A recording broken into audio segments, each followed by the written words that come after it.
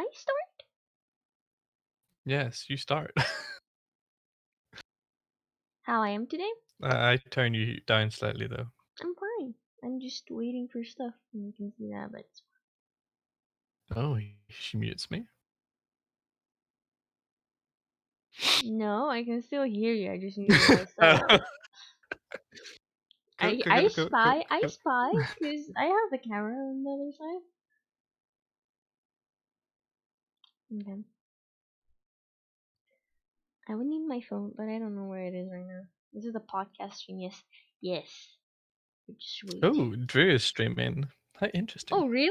Really? Oh, wow, We, we, impressive. we must go join. Oh, well, yes, of course. Oh shit. Okay. We raid each other, cause we're both streaming. Hi, Geshmo. Question for Matt. Yes. What's question for Matt? Red has question. Already? Well, I mean, yeah, he's a big fan. Oh, Okay, question for you: is Drew's hair pink or orange? it it's a pinky orange. I feel like there's bits of it are definitely orange, or maybe it's just the way the light hits it. But then there's other bits like it fades really nicely into pink. It's like a bit of both. It's nice. It's not a bad thing. It shouldn't be a bit of It both, though. what was it meant to be? Pink. But then, like, on this side, I didn't, like, I missed a lot of parts, so that's why you might see here, like, orange. So, yeah, you're right. Yeah. But then, like, this side is, oh, wait, that's blonde. Yeah, it's fine. I'm gonna go over it again. You should just rock it. It looks good. It looks like you meant to make it like two-tony. It looks good. Accept it. I would have accepted it if, like, both sides were Tony, but this one is better and this one is worse, and in the back of my head, I don't even want to talk about that. Because, It's in a weird way, I think I'd like it less if it was the same. Like if it went like brown to like the deep pink and then to orange at the tips. I'd like it less than the way it is now. I like the uneven of it. you like it abstract, I see. Okay, I see. Mm. Oh wow, I got an announcement. Matt is streaming. What? What?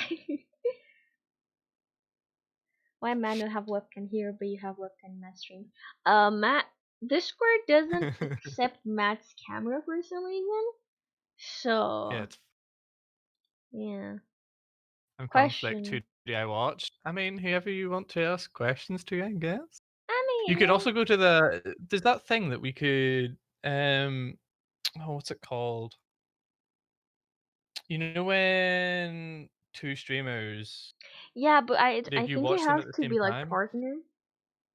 Well, is it no the official way, yeah, you have Into to be partnered, but mm-hmm. there's another way you can do it. It's Illegal stuff. weird. No, it's legal. It's just I can't never remember the name of it. Cause it's illegal. Anyway, whoever Okay. you want to ask questions to, I have both cams, so I mean you could watch me or Multi whatever. Twitch. Oh, okay. So Jam knows. Uh, Multi. Oh, okay, there you go. okay. You could do So that. Josh What's asks, happening? has Matt ever gotten in a fight? I have gotten in a fight, yeah, a few.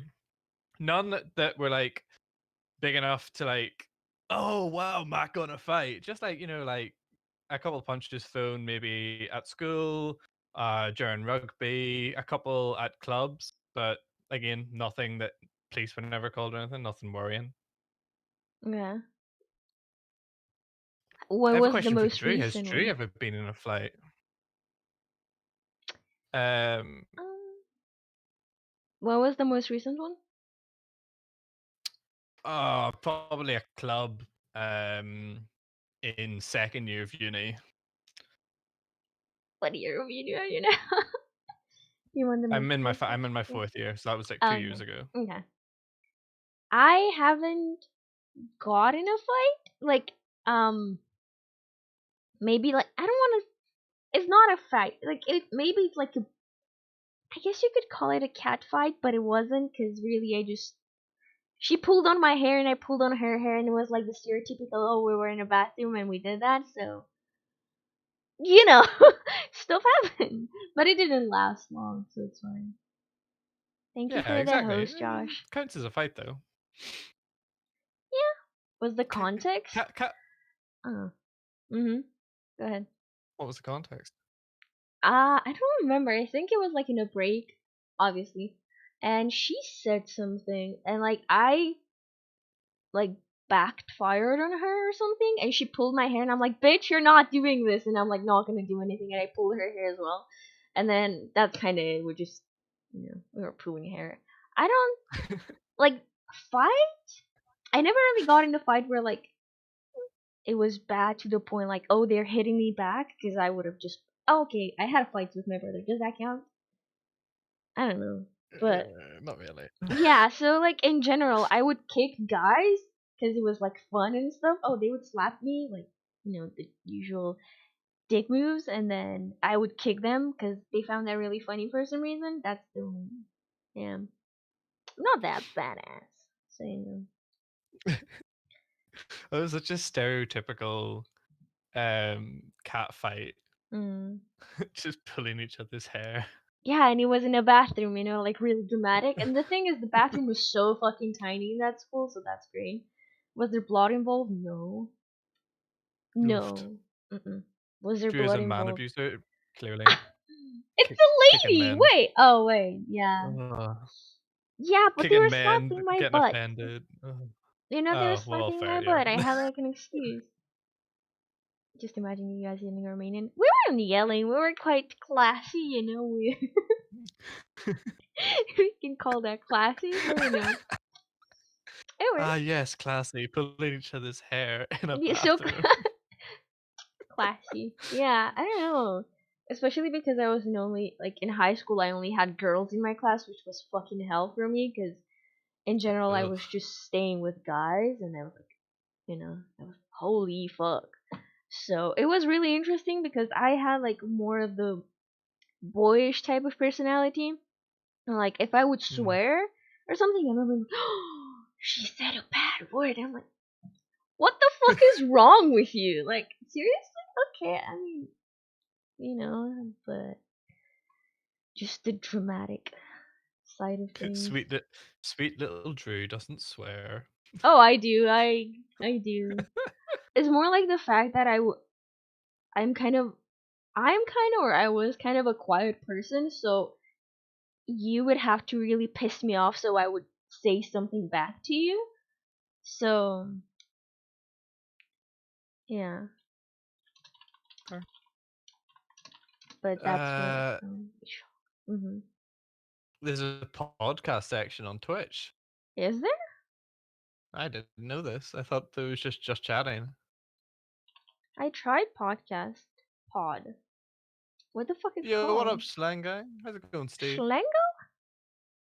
Big slang Schlangen. guy? Ah, games talk show and podcast. Ah. Slung. Oh, okay. Hello. Yeah, Timid, switch me over. See, He's I didn't even have to ask. Instant. Thank you. Yeah, it's funny Thanks, Timid. because like he did the same for me. He asked me the exact same thing, and I'm like, oh really? And I think we both had the exact same reaction.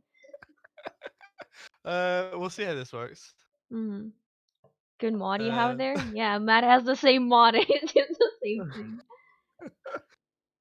loyal viewer, loyal mod. Best mod I've done. He Best didn't ban mod. anyone on my channel though. Although he's wanting He, that for such a long time. I think I have asked him to ban people, but he didn't have my stream open at the time, so I Aw, ended up having to do it. aw, yeah, that's kind of sad. Every time I'm like trying my there's a best not ban to worthy stream. Oh, moment, Timid is not there. right. So yeah, like he's like he always okay To be then. to be fair though, anytime I'm streaming, I'm usually playing with Timid. So I'm like, oh Ah. Timid, can you time out this person in chat? And he's like, He's clutching and you're like, no, you have to do this. You're my mod. Mod duties. I feel like Timid is like copy and pasting everything like to one stream to another. did, did he try? Did he say I'm trying my best with both streams? Yeah. No, just me. Are you freeze? No? No, Andrew's gonna be frozen for a moment. Oh, wait. Oh, there Hello? we go. I'm here. I look beautiful frozen. Yes, indeed. This has been talk of Andy. I know the no square thing. My camera's frozen on my stream. What the heck? I moved too much. Hello? That's your. No one can touch you there. Yes. This is my But no at the square. same time, fuck you, no square. Yeet. Oh, well. Um.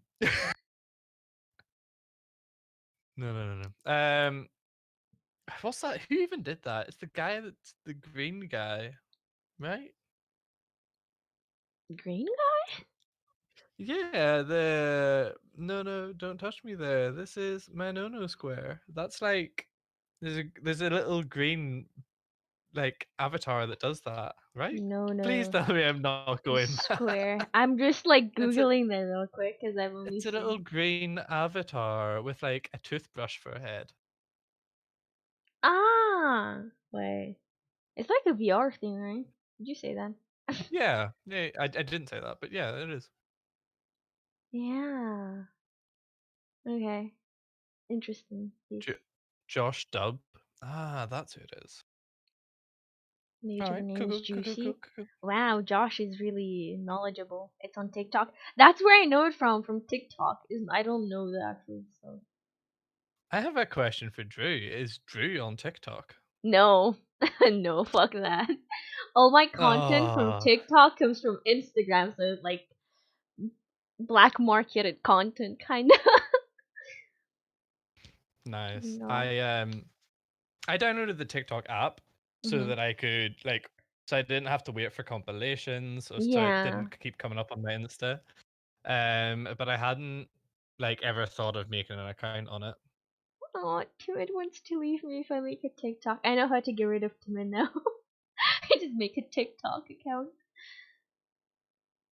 What about me, Timid? If I made a TikTok, would No, you he wants unfriend all the me? content from you.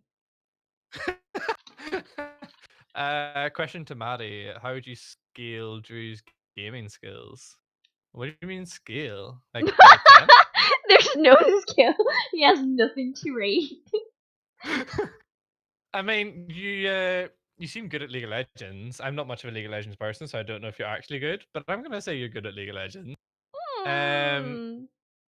in Siege, I'm pretty sure you did better than me, so pretty high ranked there too. But then again, not hard to be better than me at Siege, so meh.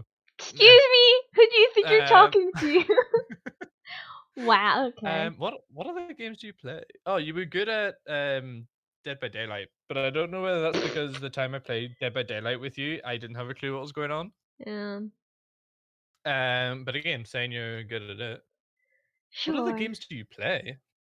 Drew's good at Valorant. I play Valorant, CSGO right now, kinda, not really. Oh, I Uh, did. Yeah, I okay. watched you play Valorant. I haven't actually watched you play CS:GO, but I've watched you play Mm-hmm. Valorant, and I'd say like you're a solid like 5 or 6. I feel like sometimes your Aim is shit. your reaction times are a little slow. But I feel Mm-hmm. like I haven't played the game, so I can't really talk that much. Yeah. Um, but your aim seems alright. I've Just never been good reaction, at I'd say. shooters. Great, shooters. I'm good at Among Us. I'm good at lying games, but then people don't trust me when I actually say the truth, so it's not really helping me a lot. Oh yeah, that's true. That's true. You always like in Beyond Us. Is it Beyond Us? Among The Us. little Among Us. I never know whether you're lying or telling the truth. I'm just that good, huh? If in doubt, I just vote Drew. Thanks. I mean, I guess it's good? Question mark. But yeah. So, question from Josh: what game did you first play?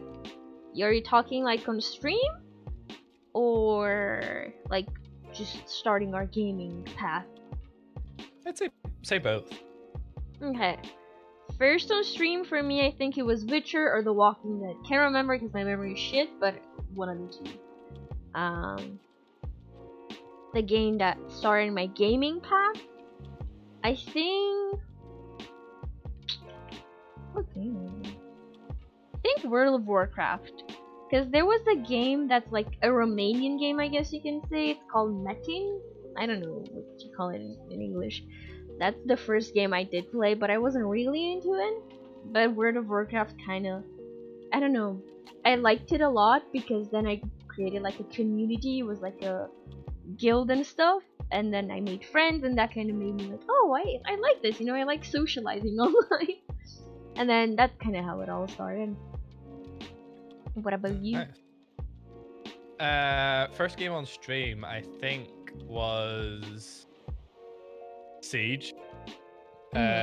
First game I ever made content of was actually The Last of Us back in the day. Oh. That YouTube account's now shut down, Mhm. and a new one is alive. But the first game I ever played was way back, like I think, if we're talking like proper consoles, I think was the Wii, and it was like Wii Sports or something stupid or a Mm. racing game. If we're talking game, I think it was um Crash Bandicoot. Oh wait, if we talk like game, like the browser game, I think it was like those type the fire and ice game. What do you call it? Oh The yeah, girl, yeah, yeah, I like know the what you one mean. I could play with my brother. Those were good times. I remember we before like school, like when schools had just got computers, and those were like the thing, like the online like Mhm. web browser games were the thing, but schools hadn't implemented how to block them yet. I remember playing them in school and like thinking we were so cool, So but really cool. we were just the nerdy losers. Well, look at you now. Yeah, I remember that. I think the first game I played on PlayStation though was Skyrim, and I still Mm. rate it as one of my favorite games. Like if a new game of that like genre comes out, I always hold it against The Last of Us. No, not The Last of Us. Always hold it against Skyrim. Mhm. Like that's my kind of benchmark. Mm. Interesting. I haven't played Skyrim. I don't even know what it really is. Well, you're gonna have to do that at some point. Yeah, You can't when live your entire adult life not playing Skyrim. that's like Like that's like it's just a thing you're gonna have to do. you're not an adult if you don't play Skyrim. Like I you played can't all of the level Elder. up. Ah, yeah, we see. Mm, yeah. I have a T-shirt that says that has the like level up thing. It says Mm. the loading bar to 21. Oh, Your mom was better at games than you. Well, that's a little sad, Timid. that's a little strange. My the thing with me, I think I started later in life with games. My camera freezes again. Hello. Okay. I think I started later in Hello. life because my parents were not into games. Like games is something foreign to them still. Like they don't really understand it. Um, so I like. I don't want to say I feel jealous when like other people say like, oh yeah, my parents got me into games because they're big on it. And I'm like, wow, that must be impressive. My parents don't even know what how to use a PC right now. But Yeah. I mean, yeah, my parents got my parents got me into rugby. oh, My nerdy friends got me into games. mm, so manly of you. Okay. Um, Mhm. which is better, Skyrim or Elder Scrolls Online? Skyrim. Fuck Elder Scrolls Online. I actually really don't like Elder Scrolls Online. I don't know if it's because of the like I like multiplayers and I like open world and I like Elder Scrolls as a franchise, but Elder Scrolls Online just really does my tits in. I just could never. I think I spent a total of 40 hours trying to get into it, and Mm. I just hated every moment of it. Why? I don't know. I just like it. It's just one of those games that like I didn't like. The combat was fine, I guess. I didn't like the way like the characters interacted with the environment, and it just looked very like cheap, crappy development. Like it looked, in my opinion, it could have been so much better, but it just wasn't. Mm. But like, there's like thousands and thousands of users that play it, so I can't really like. This is just one guy's opinion, you know. Yeah, I mean, I know about Elder Scrolls because of Jenna Marbles, and she's like obsessed with it. So I was like, that must be pretty cool. And they're like, oh, it's actual shit. I'm like, okay. But yeah, I have no idea about how that goes. Isn't it the same with Skyrim? No, Skyrim's single player, open world, like quest based gameplay. I know Elder Scrolls Online is quest based, but Skyrim is very much like you do it by yourself. It's very story driven, and I mm, just feel it's also like if you had Skyrim and Elder Scrolls Online open at the same time, they don't look anything alike. The actual avatars themselves, like the characters, they don't interact with the environment the same way in each of the games. Elder Scrolls Online looks like, if you have it at epic settings and you have ray tracing, it looks gorgeous. I will admit, it is a beautiful game. But at the same time, so was Skyrim, and Skyrim was years ago, you know? I mean, gameplay, fair. okay. Skyrim got me into modding games. I never modded Skyrim. Anyway, yes, true. Question. So, Josh had this question, like even in chat. What do you most find in games, like plot, graphics, or genre? Like most important. What was it? Plot, graphics, or genre? Yeah. Um, for me, games, like I can be into games of any genre, like, but I feel like graphics is what gets me interested in the game. Like that's what entices me, Mm-hmm. and then it's the plot that is what keeps me in the game. Yeah. Like in Ghost Recon Wildlands or Breakpoint, the original reason I decided I wanted to play it was because the graphics looked amazing. I had to get into the world myself so that I could see the graphics firsthand.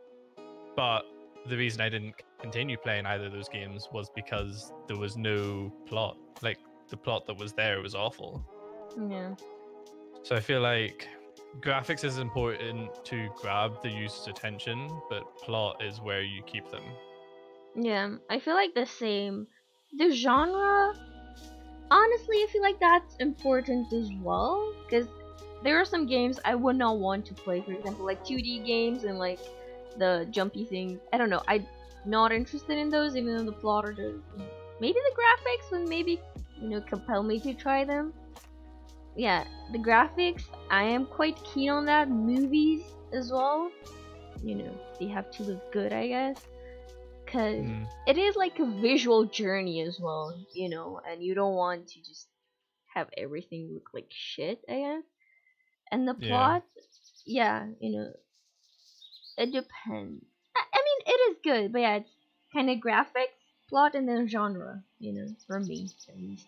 Yeah, that's fair. I mean, I feel like genre is important. Like, I agree with you, genre is important in some cases, but I feel like if even a 2D game, like, I feel like there's 2D games that I would definitely be like, oh yeah, why not give it a go? Like, let's give it a go and try it, and then the plot could definitely hook me, you know? Mm-hmm.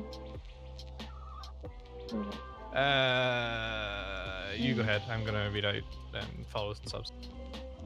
Well, yeah. Well, I shall mute until he follows and subs. So, next question, because I'm trying to do like a sneaky thing there. I'm pretty sure everyone can see me on his stream, so that's great.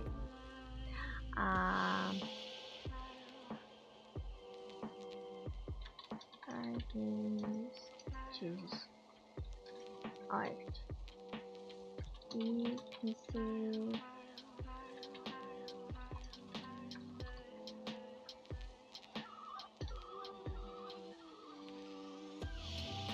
Is it really pixelated for me?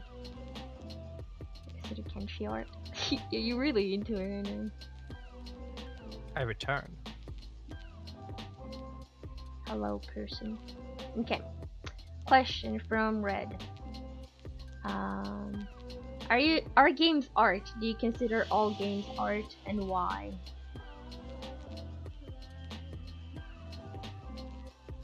Do you want Hello. me to answer first? Yeah, I'm asking you. Yeah, go for it. So I consider games a form of art. I definitely like the same way music and movies is an art form. I definitely consider games an art form. There's a lot of design, graphics, implementation, music. It's all there's so much different forms of art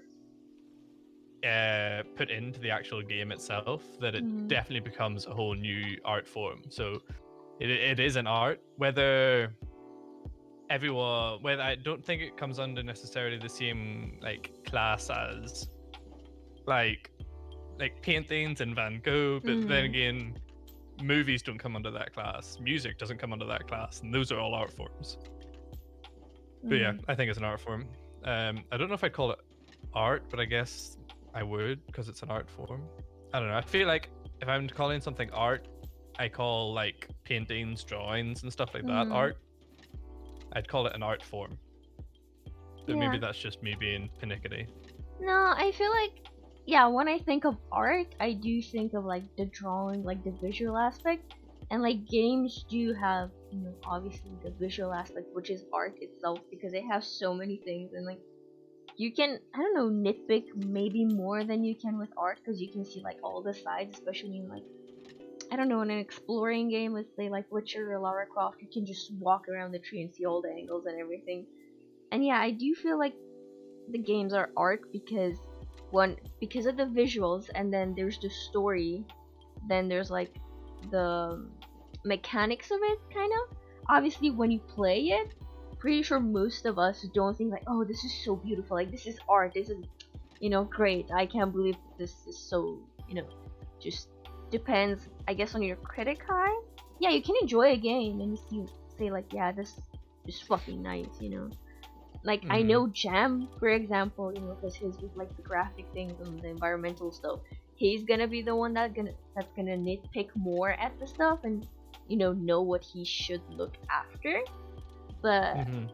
yeah, games are art in like, I don't know, a virtual sense, 'cause Yeah. it's like another reality somehow, which is an art itself, I guess. I feel like there's so much art, so much forms of art put Mhm. in to the one thing. I feel like by default it becomes an art form itself. Mhm. But uh, even like that's just the game itself. Even on the whole like release trailers Yeah. and not even just normal, not even release trailers, but like teaser trailers and all. Like that's all like Mhm. different forms of art as well because those Oh are yeah. all like little movies, little videos. But yeah, I still class art as like paintings and drawings and stuff. Mhm. And yes, I know that that comes in like it's all sketched and it's all like 3D drawn, I guess. But Mhm. you know what I mean? Okay, Red is asking, do you consider all games as art? No. Honestly, some games are so memey and like I obviously like there's what game was that? The first one that comes to my mind is the one like shower with your dad or something and I'm like, okay, that's funny, but it's like it's not that great. I don't know. There's memey games. I consider like games to be art. Like I don't know.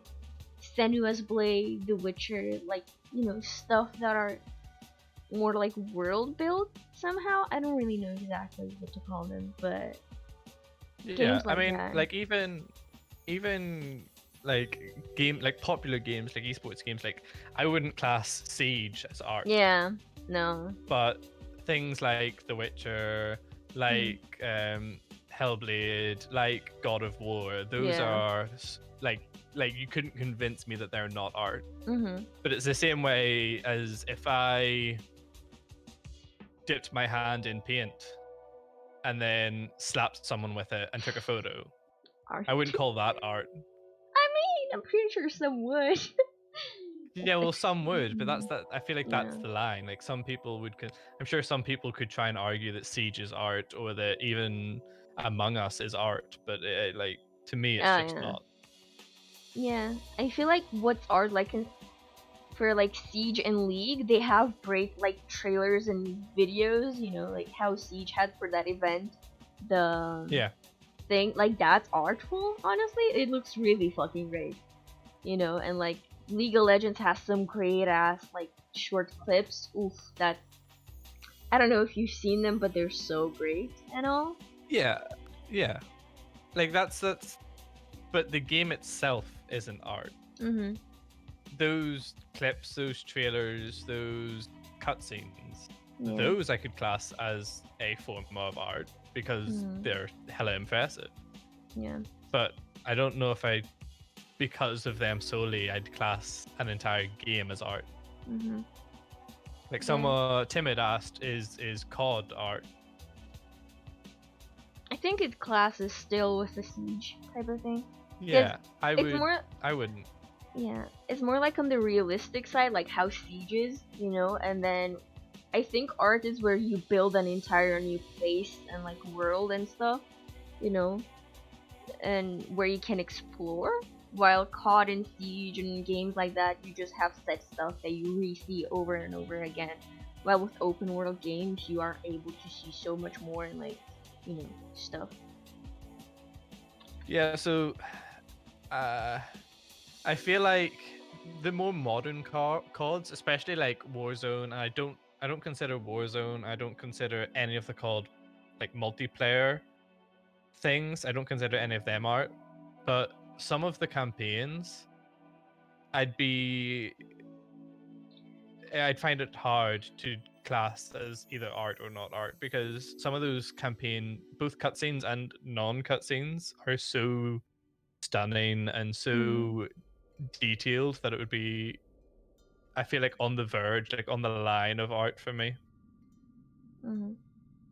And still related to the art thing, which game would you say is the most artistic per se, and which one doesn't deserve to be called art? I feel like we answered the thing with the one that doesn't deserve to be called art, like Siege, COD, Among Us, Deceit, stuff like this. Which one would you say is the most artistic game that you've played or seen? Just, Right off the top of my head, as Mm, soon as you asked that, I immediately went to God of War. mm, mhm, God of War had some amazing both cutscenes and just like running around the world. mhm, Like I think God of War was one of the moments. Maybe it was just because I was really into like the gaming scene at this point or whatever. But running God of War on epic settings, I mhm, just literally find myself stopping for moments and just looking at everything, and I was mm, like, yeah, this is some serious shit, you know? mhm. I feel like I haven't seen God of War, honestly.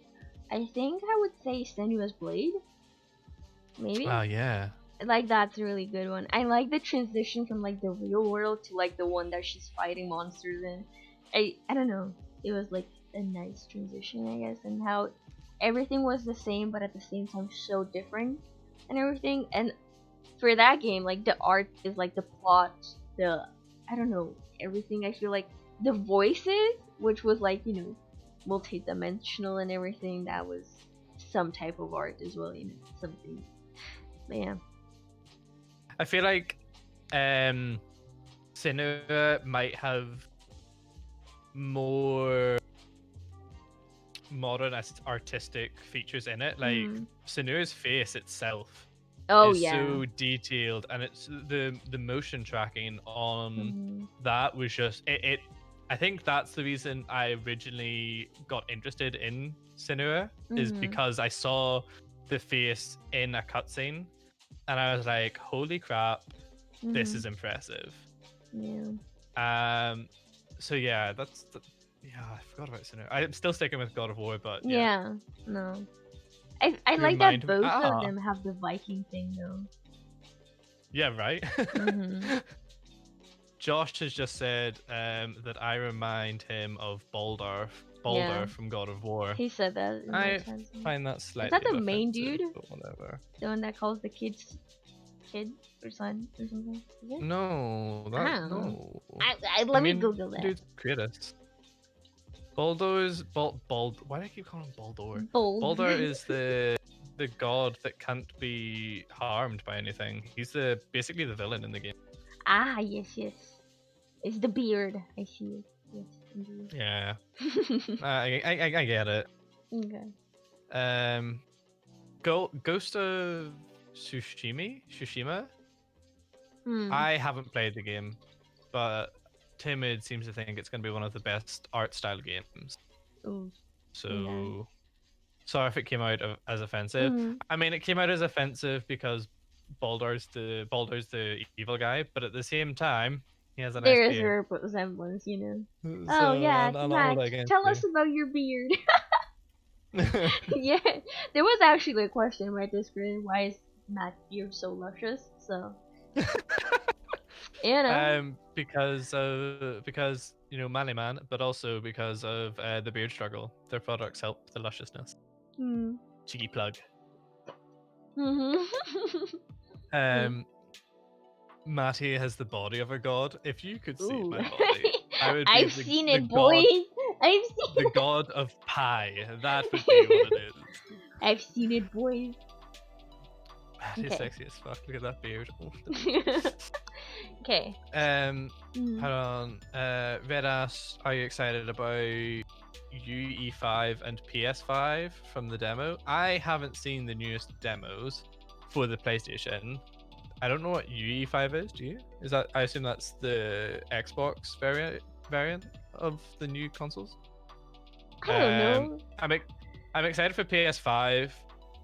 A lot of people are worried about the shape of it. I'm currently not. Oh, Unreal Engine 5. Oh, that makes so much more sense. Yeah, I think Unreal Engine is going to be the new Unreal Engine is going to make such a big difference to the way games can be made. Like I think it's going to blow current visual graphics out of the water. Whether they'll work as well, like I feel like the PlayStation has a lot to live up to, especially with the new Unreal Engine. They've improved ray tracing. Yeah, ray tracing is cool. What do you think about the new Unreal Engine and PlayStation? Don't ask me. I don't even know what they are. I was like, oh, I'm just gonna let him answer this, and then we can skip to another one that I, The new Unreal No. Engine is basically games are made using engines. Unreal Engine's one of them, and the new Unreal Engine is kind of like, in my opinion, is like the hallmark for good like engine based games. And Oh yes, Unreal yes, Engine yes. was doing well with ray tracing to start with, but the fact that they might have improved it and the sound, that's kind of cool. Yes, of course. Yes, Royalty caps, I cool. approve. Yeah. And yeah, cool. Next. Yeah. Okay. What is your favorite game to play in general? To play now. In general, that's the question. I mean, I'm addicted to Siege, but I'm addicted to Siege because I want to get really good at it. Mm. A game that I like to just play without thinking. I bring my PlayStation with me wherever I move so that I can play The Last of Us. Ah. Okay. Like I've had The Last of Us since it came out, Mhm. and then anywhere I've lived, I've brought the PlayStation. And if you look on my PlayStation, The Last of Us is the only thing that's constantly updated on it. Mhm. Oh, The Last of Because Us, the if multi, I'm right? yeah, for Mhm. multiplayer, but also for the actual like campaign. Like I've replayed the campaign like 12, 13 times, Okay. and I love it. But yeah, if I'm getting annoyed at Siege or I just don't want to play the normal games I play on my PC, I'll just start up the PlayStation and play The Last of Us. Just Mhm. mess about in it. What Yeah. about you? I don't think I have a favorite game. Like right now, I think maybe Valorant, but like at the moment. But then the thing with me is that I kind of switch favorite games based on like the people I can play with and like how entertaining it is at the moment. But I don't have a game like, oh, I want to play that because I played it so long ago. And now I do tend to go back to League somehow, but I'm not like hardcore into it. But I guess Fair. that's it. And another game question: what is the game you finished that you want to play on stream again?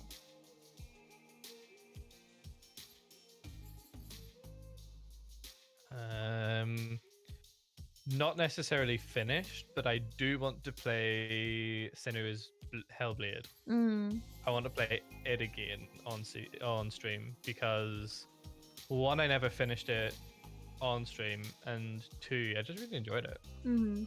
And I don't know if I've really streamed any single players on Hmm. stream, so I don't know if I can really consider them finished. Yeah. Hmm. What about you? The first one that comes to my mind is I think The Witcher, but then that's such a long game to play again that I'm like, I'm gonna not do that. But yeah, single players. um, Hmm. That or The Walking Dead, maybe. Cause I didn't like my do I, ending. Fuck that. I never played The Walking Dead. I watched you play The Walking Dead, but I Hmm. never played it. Yeah. It's one I'd like to play, but I don't know. I don't know if it's really my style of game. I think I enjoy it more watching than playing. Hmm. Uh. Okay, I've got one. What is your Mhm. biggest struggle as a streamer, and how do you deal with it? Um. Yeah, there's like another question. What was it like when you first started out streaming? So I guess we can both we can answer this kind of at the same time. Yeah. Um.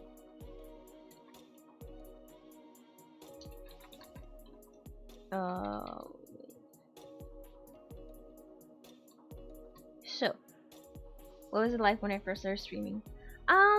Well, it was kind of I don't want to say nerve wracking. The toughest part was though me talking to myself, cause I never really done that before, and like some people are like, oh, like it's fine for me, cause I'm used to talk to myself, and I'm like, I'm not. So that's really awkward. And then to try to keep up like a one-sided conversation with myself out loud. Um, I guess I had a bit of support when I started, which was nice. And I feel like I don't know. It's been quite a journey, I guess.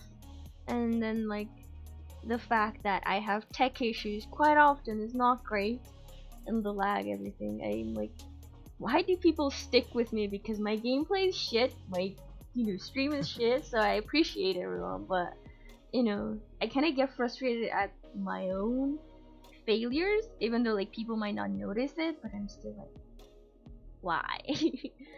you know. How about You're you? Mm. you're fun to chat to. Mm. You're entertaining.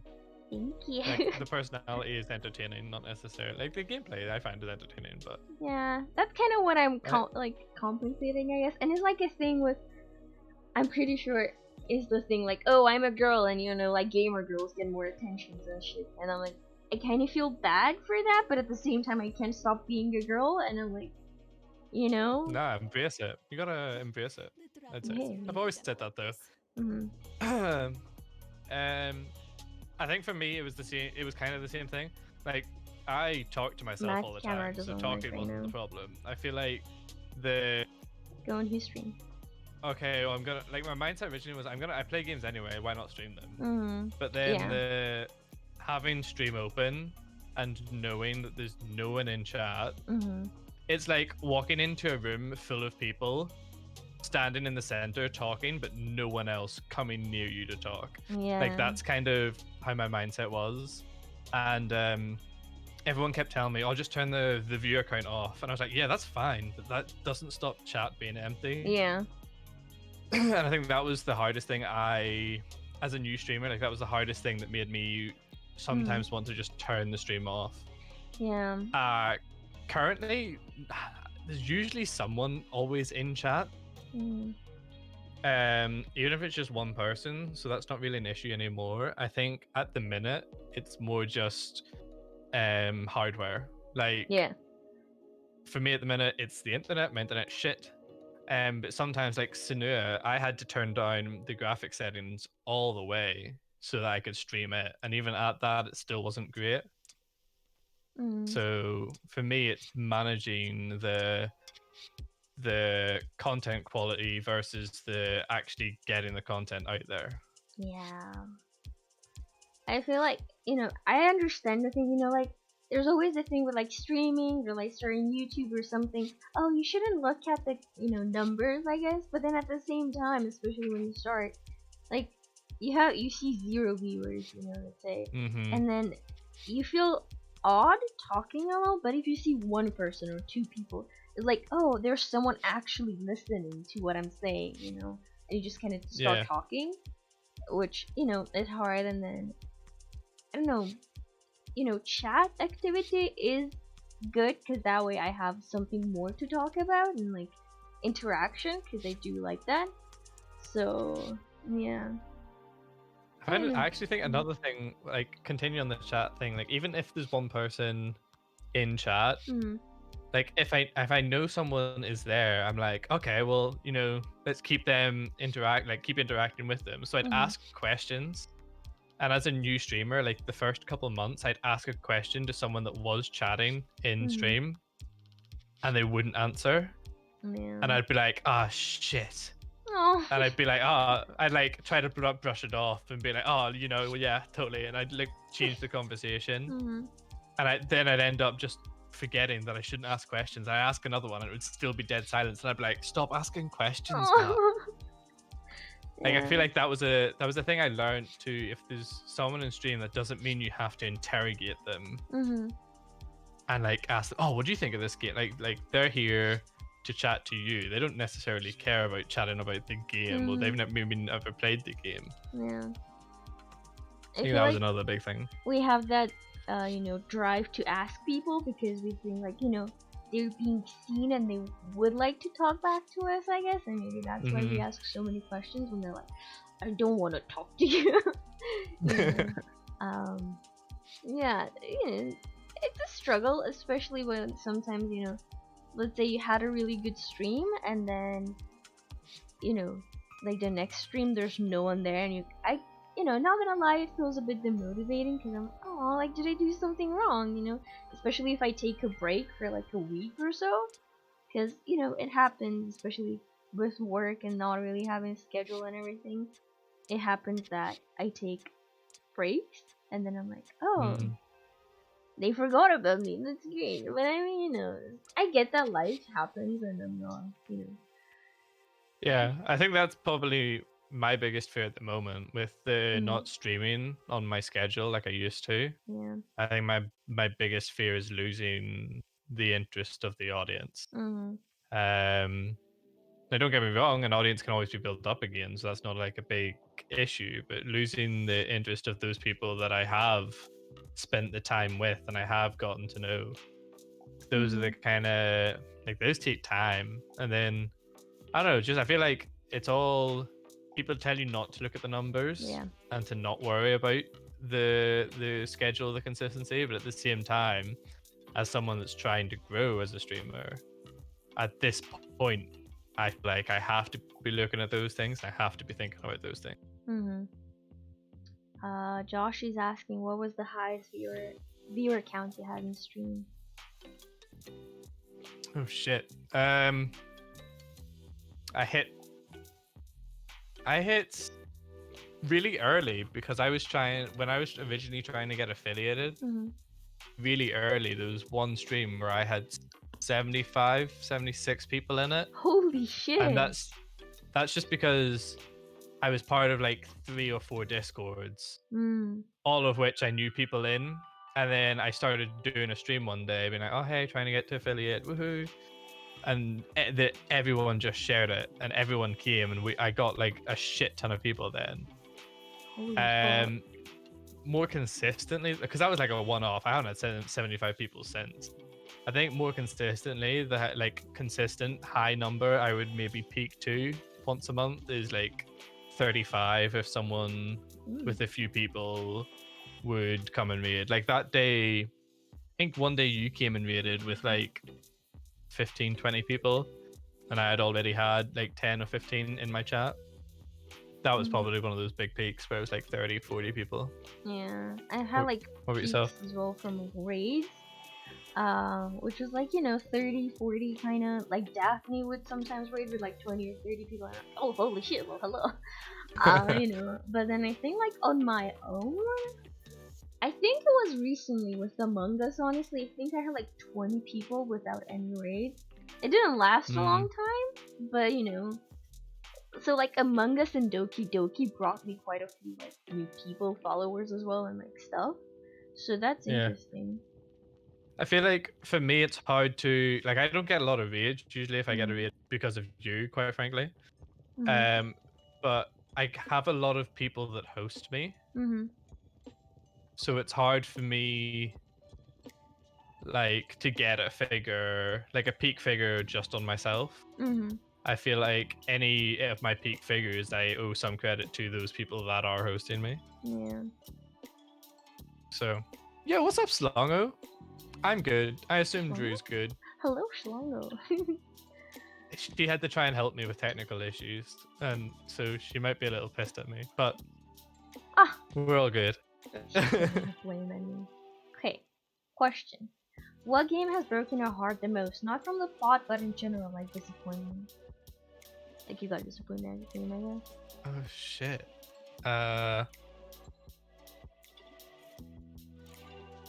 Uh. Um.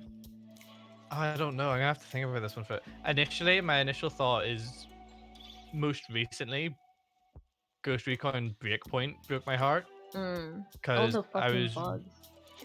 so hyped with it, but it ended up just being a complete failure. Like I didn't even.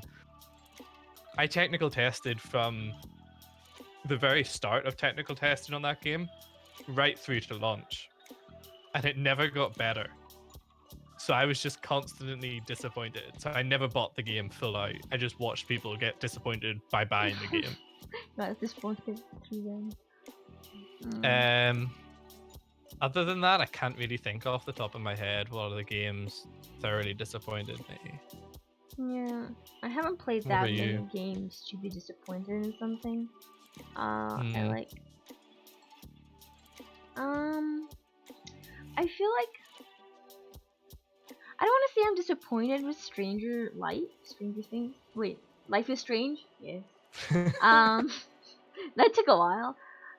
Is more because honestly, I cried at the game, but I didn't cry for the main characters, which I feel like I don't know. At least in my eyes, it's kind of a disappointment because I should care for them. While I was like clapping when Chloe was dying, like and Max had to rewind the time. I'm like, I'm done with this bitch. I don't care.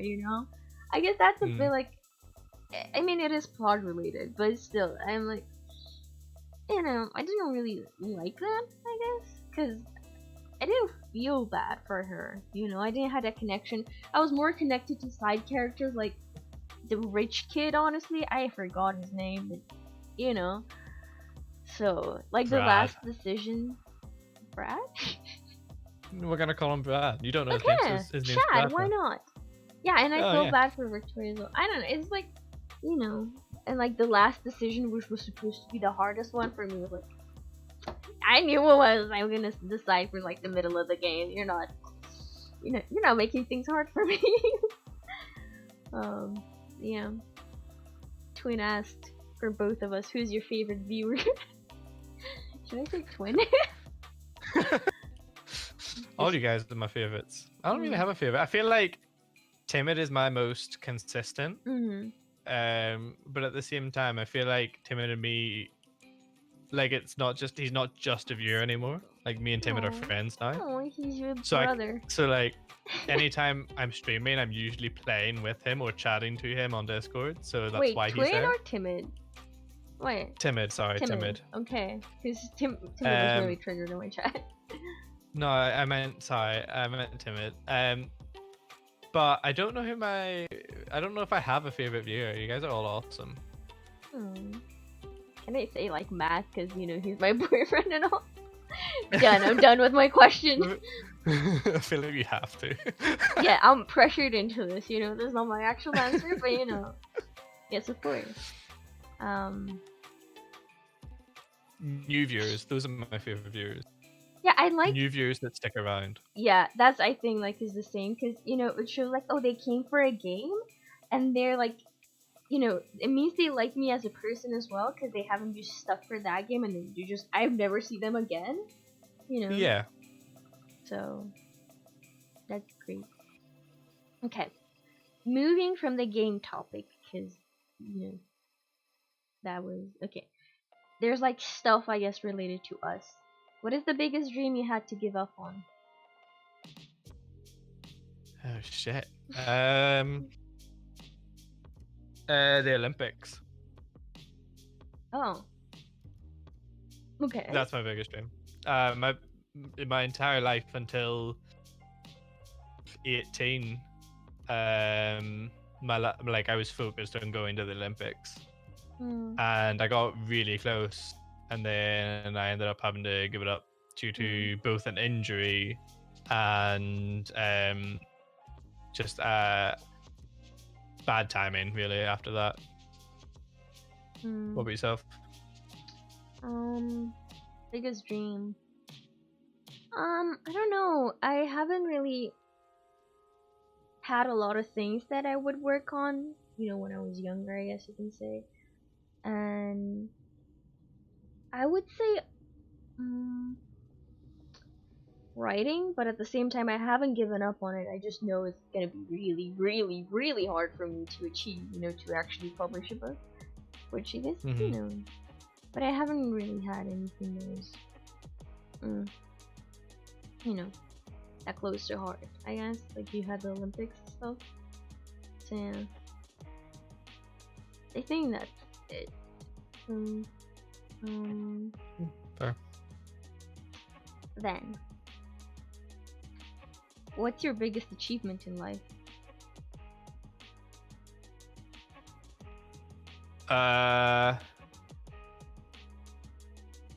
Uh, two separate ones because two different.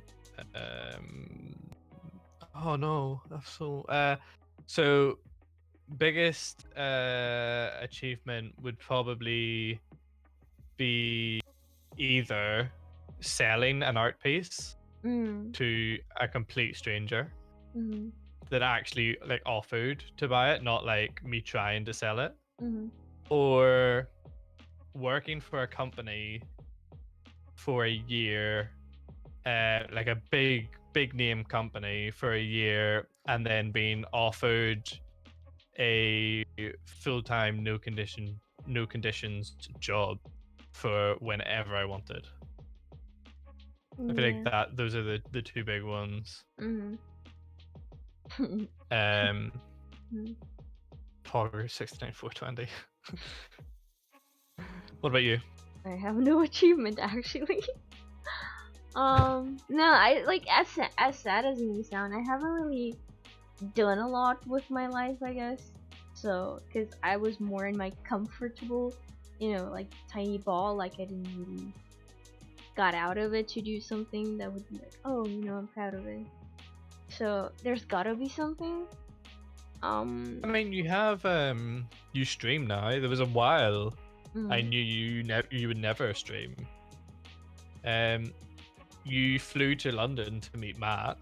yeah, I mean, I guess that's an achievement, that I've seen him. Uh, You've seen him. You've been to another country. yeah. I'd call that an achievement. Like that's a pretty big traveling to London by Mm, yourself to meet yeah. not only Matt but a complete random, quirky, weird Irishman. And then a Like, that's tiny a Asian boy. a tiny Asian boy. Yeah, with a loud ass mouth. Wow, Wolfie's streaming. I don't know. Another achievement, I guess, that is not like fully done is like me being able to pass like I don't know, the 3-chapter curse kind of. Because every time I would like reach 3 or 5 chapters, I would just kind of give up on it, which is kind of sad. But now I'm like a lot of chapters in, even though I'm not writing, I'm still working on it, so I haven't given up on it, which is quite impressive, I guess you can say. That's super impressive. I could never write more than like 3 pages, so for you to break a 3 chapter curse, really impressive. I call that achievement. I guess. Twin says his is probably going to uni in the UK alone Mm, without anyone there. yeah, that's a really big That's a move. big yeah. I give you that one. Yeah, I'm Fair not play, even mate. leaving my city, you know. That's big. Okay.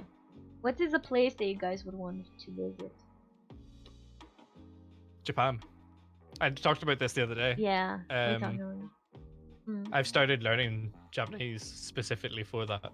yeah, I want to go. What yeah. about you? I still feel like some Asian, some countries like there, Japan, Korea, I don't know, some countries that have a different culture, because I talked to you about this, I think, with like Yeah, just them having the temples and just being, different, I yeah, guess. And yes. That's that, one of the big reasons I want to go is mm, because they're like the temples, their general culture, but they're like the fact that they still have those big temples, the fact that their food is so different from well whatever I eat, mm, like, and their actual just like social demeanor. Like, I just find it really interesting and something I'd like to experience. mm, yeah. Um, there was the question: what is your biggest fear? Uh, you can go first with this one. um, my biggest fear, um, I don't really know. I don't know if it's like the biggest fear, but like there's obviously, you know, just I don't know, the thing that obviously I think everyone is scared of this. Like everyone that you love is just gonna leave you or betray you, um, or just be alone. Honestly, I kind of fear a painful death, which I really don't want. Like just I fear being sick, like really sick, like the serious shit like cancer, stuff like that. Ouch. I fear that. Mm. And then like, people that I love to die, the people that I'm really close with, just I don't know. It's scary. That's fair. I um I think mine is I'm one of those weird people that's not I'm not saying this to sound up myself or anything, but I'm one of those people that's not scared of death, and I have known and seen so many people go through the cancer and not come out the other side and all that, but none of that really scares me anymore. The my biggest fear would probably be dying because of myself, like losing a mental struggle or a mental Yeah. battle where I decide, like, if I hit the point, and I'm nowhere, like, don't get me wrong, I'm nowhere near close to this, but if I hit the point where I was like, oh, do you know what? It's not worth living anymore. I'm gonna kill myself. I would be so scared and disappointed and annoyed at myself for having hit that point. Like, my biggest fear Yeah. is dying at my own hand. Like, Yeah.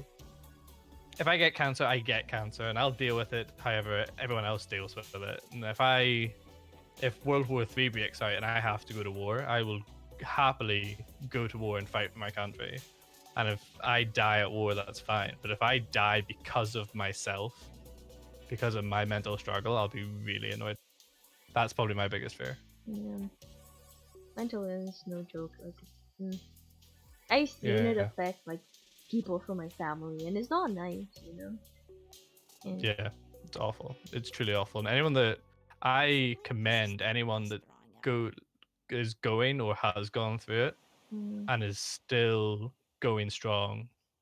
Yeah, everyone has their weekdays, but anyone that's going through it or has gone through it and is still going strong and is still fighting it and still being themselves, I have so much respect for them. yeah. I've seen like you know, I've witnessed a suicide attempt, so it's not nice because they think like, oh, that's the answer, like, cause he did tell me like, oh, if he dies, like we're gonna suffer less because we don't have to worry for him, and I'm like, you shitting me, right? And it's like in those moments they just get that rush of adrenaline that makes them think like, oh, this is the most logic shit I've ever thought, and this is great, and it's dark and you know I get that they are hurt and they don't want to handle this anymore, but then they want to protect us somehow, but at the same time they're hurting us more, and there Yeah, is a road back because he's fine now. It just needs a lot of time and I guess help, no matter if it's like medical or not. But yeah, mental illness is so scary because you never know how to handle it and you don't have precise answer to it. Like with yeah, physical illness. Oh yeah, like you're almost there or stuff. yeah. I feel like that's the big thing about it. Like physical illness, like if you have a broken bone or if you have cancer, like there's ways to like monitor it and be like, oh yeah, don't worry, it's almost gone, it's almost fixed, it's almost sorted. But with mental illness, it's just a whole different ball game. Yeah. Um Question. So, when all Hmm. this COVID-19 scary stuff is done, what be your plans for the future? I still have to finish uni, so I have another 5 6 months of uni to do, and Hmm. then I move to London Yeah, okay. and I get an adult job and I get more invested into my streaming career. That is my plans for the future. I have a schedule sitting ready for when I start work in London and for streaming because I'll know my hours, I know what I'll be doing.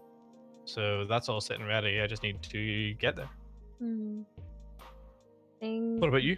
my biggest plan for the future is to set another, meeting with Matt because the fucking COVID just ruined everything. I was supposed to meet him like this Thursday, so that's great. Oh, Yeah. So we're just gonna have to wait and see how long this is gonna take, and then we're gonna have to set something again. Um, yeah, I think that's my plan, because otherwise I don't think stuff will change for me too much. But anyway, things haven't really changed for me during this quarantine because I still worked and everything. So yeah. Um, yeah.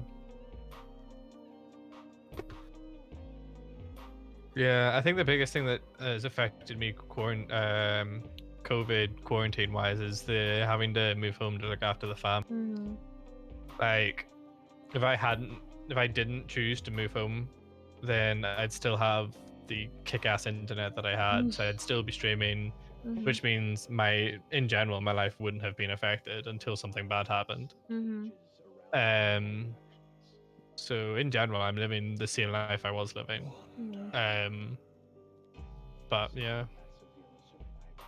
Did Maddie move? Yeah, he's at home right now. Back in Northern Ireland, the land of the farmers. I was gonna Oh. say the land of the free, but we are not. um, how am I gonna make this work? Okay, so moving on a family topic, I guess. That is a long question. It is. So, in the distant past, the person's lives was very similar to their grandparents and grandchildren's lives. How has the rapid pace of technological advancement changed society?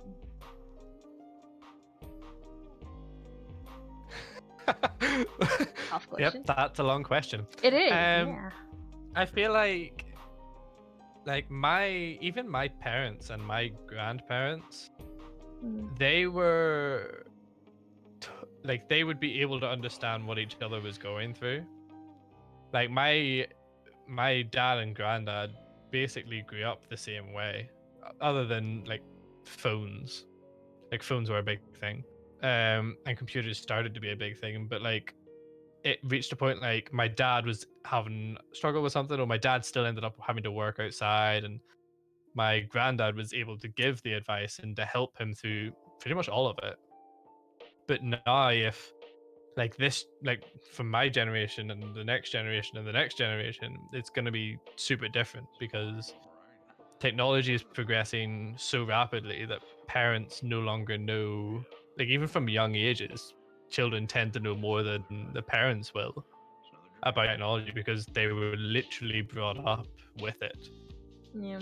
So I feel like it the technological advancements are causing a divide and it causing it harder for parents to interact and to understand and to get on with their children, but at the same time it's making parenting Harder. easier because there are those Mm. technical. I think it's making it easier because like there's smart homes and making like parenting so much easier. Like I know a few people that have had children recently Mhm. that kitted out their home with smart tech so that if they needed to turn the lights off or dim the lights, or if they needed to start something or they needed to check on the baby monitor or check a camera in the baby's room, they could just call to Alexa and get them to do that. You know, like it's when you have loads of kids, I feel like smart tech helps out, but it still causes the divide of parent to child. Mhm. But if the child was willing to put in the time, then they could start to bond because the kids could teach their parents the new technology. Mm. Do you know what I mean? Do you know what I mean? Yeah. But then at the same time, it's like I'm pretty sure you might have tried, depends, to teach your parents how to use technology or how it works now, like, Reddit and Instagram and TikTok and bullshit like that. I don't know. It's like hard to explain to them in terms that they will. Oh And yeah, it's super depends, hard. yeah. And like I feel like yeah, it is a good thing that we have the tech part. But then is the thing like kids are maturing so fast at an age that they shouldn't. That Yeah, makes it harder for the parents. Like, oh, you were not supposed to know that until you were older, and now you're asking me all these questions, and I don't know how to explain yeah. it in a way that is not like too explicit. I know. Hmm. Uh, so yeah, the Plus, thing. I, Hmm? I feel like it was a big thing that like even when I feel like even when I was growing up, like don't get me wrong, I'm not fucking ancient, but I grew Hmm. up with a load of tech. But like even for me, it was I didn't get my first phone, and Yeah. it was a bloody Nokia brick. I Hmm. didn't get my first phone until I was, I believe, primary school I was in high school when I because got my first smartphone. same when I got my first smartphone, I was in Hmm. high school, but like there wasn't a like we didn't have a way to share pictures or to post videos on somewhere where everyone could see it. Like Hmm. even when I was a kid, my dad joined Facebook before he would let me on it because he Hmm. wanted to understand what people were doing on it. Yeah. Um, Whereas now I feel like it's the kids are on bloody Facebook before they're in high school, Yeah. and they know and are doing so much and seeing so much more explicit or not necessarily child friendly stuff Hmm. so much more easily. Yeah. Wolfie said like he's confused why we got our first smartphones in high school. He said he got his first one in high school in like seven. When he was 7, he had a Yeah, shitty but HTC or we're something. we're So not spoiled kids. yeah, that's the thing because we grew up and like it was normal for us not to have smartphones because that wasn't a thing. Like parents wouldn't buy their kids smartphones at a young age. Yeah, But like now, like it's they have it since kindergarten. Like in high yeah, school, I would go with my they have class to. they're using iPads and shit when they're toddlers. Yeah. Like I remember my first three phones were hand me downs Mhm. from my mom and dad. Started with a Nokia, then it was a Sony Ericsson flip phone, then it was another flip phone, and then it was a BlackBerry, and the BlackBerry was on the Mm. boundary of smartphone, but it wasn't like touchscreen. Yeah. After that was an LG, and that was officially smartphone, but LG was like uh second, third, fourth year of high school. Like those were like the standards. Like it wasn't Mhm. normal for us. Like I grew up with like a landline that was all still corded up. Like it wasn't wireless. Yeah. The fact that kids get to play on iPads and stuff when they're super young and not even in high school yet is mind blowing to me. I mean, it's not even like they're allowed to be on iPad. They have their own one. As I said, when I was in high school, we had to teach at kindergarten, and they knew so much. They knew more about cars than I knew, and they were talking about, oh, like I have already a piggy bank, and they give me money and stuff. I'm like, excuse me, okay, Yeah. and like I they also have their I own I'm phones, and they're, you know, it's mad. it's. I'd also love to see. It's too early to tell. Mm, Like we can't do this. Like have the results from the studies already. But I'd love to see a study of how people, the generation before us, our generation, and the generation after mm, us grew up, and how mm, that affects both their health and their mental well-being. mm. Because I for sure, when my dad grew up, depression, anxiety, and like those kind of things were not things. Yeah, it was like a Like taboo. they just weren't things. Whereas Mm, now it's, oh, everyone has depression or goes yeah. through depression at some point. Like what? Why? Like what has changed? And the only one of the only big things that has changed is technology, and that has not only changed how we interact, but it's changed the social norm. And Yeah. I think that's probably one of the big causes for it. Yeah, like people are more open to talk about it, and like because of the phones and the internet, you can find out easier like what's wrong with you, I guess. Like you Yeah, can find out because before us there was no phone, no internet, so you had to ask your parents or your friends. I'm pretty sure the parent, like our grandparents were not, you know, they were not aware of depression, let's say, or they didn't have a name for it, maybe, or they weren't aware, like, yeah, oh, it's just, my mom, for example, says, oh, I don't have time to be depressed because I have so many things to do. I'm like, that's not how it works, but okay, and it's this thing, like, right now, I feel like sometimes they might overreact what they have. Oh, like I want to be edgy. I have depression. I have that and that. And I'm not saying they don't. It's more like they might just blow it off the charts sometimes. yeah, And you know, it is helping. I don't know. To kind of feel close to someone and like be like understood. But at the same time, it is bad because you just go more and more into it, and it just ends up, I don't know, in the wrong places. mm, yeah,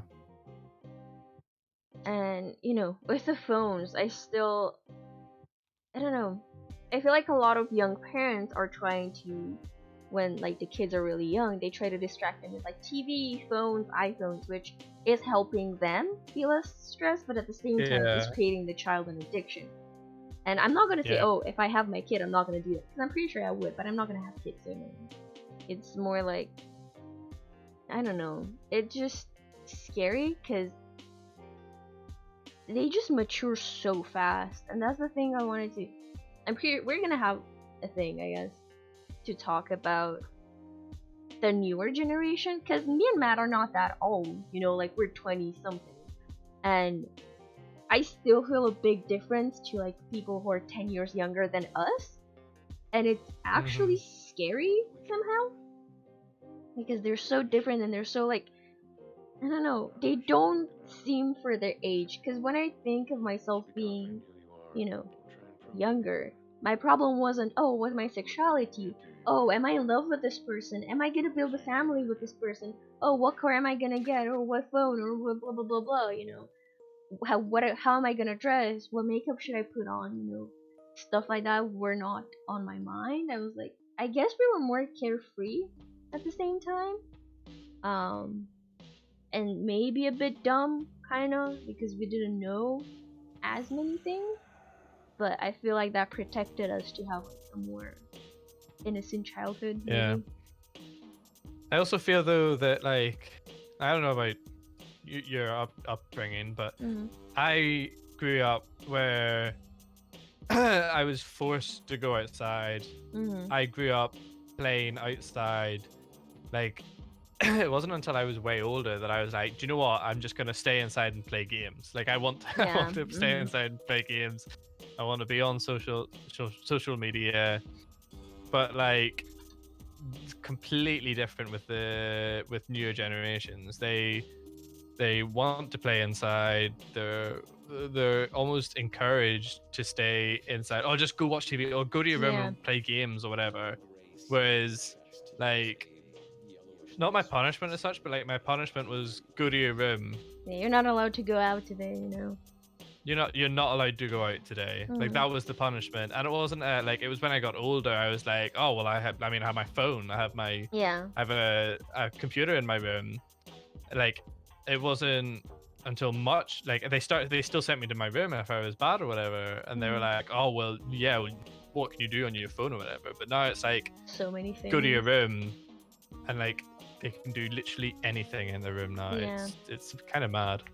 Children these days, I think, are much more exposed to the world than we did. Yeah, because they were like connected to a wider range. Like all we knew was our city, not even like, just the school friends and stuff like that, and relatives, I guess, and that was the widest we can go.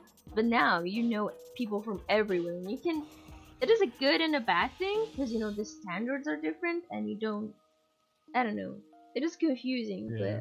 but like before for us, it was like, oh, stop going outside every day and so late, just stay inside. And now it's more like, oh, Yeah. go fucking outside. We're sick of you. Like you're just on your Yeah. PC. Um. I remember when I was younger, I'd literally be like, I'd get so told off because I'd be outside from like morning. I'd be forced to come in for lunch, and I'd run Mhm. back outside, Yeah. and then me and my friends would be playing until it's like really dark, and I'd come in, and my dad would be so angry because one, it's dark outside. I should have been Mhm. inside, and two, I'll have missed dinner because I Mhm. was too busy playing outside with my friends. But now it's like I don't even know if kids play that long anymore outside. Yeah. I like. Is this thing when I would sometimes walk from work home, I would be surprised to see like kids in parks. Obviously, it's not the Yeah. big amount that I knew when I was younger, and like I don't know. I guess if in our time we would have been like, just stuck in the house. Like if we had this quarantine while we were young, I think we would have gone insane because we didn't have like technology to socialize with other people, and Yeah. not have this entertainment. But I get why people these days will want to stay inside the house, like teenagers and such. But with punishment and technology advancing, it would be a lot harder to control kids. Yeah, because they just, not gonna lie, kids are entitled. Some of them feel like everything, like they should get Mm-hmm. everything. Because I had this thing when, like, me and my brother grew up like the same way, but at the same time, because there's like 2 years in school different, he grew up in a different, and he was affected by a different social group, And while I didn't really care if I had an iPhone really until I was in high school, like people in his class, because he was younger, they already had iPhones when they were younger. They already had a lot more stuff, and they were like bougier, I guess you can say.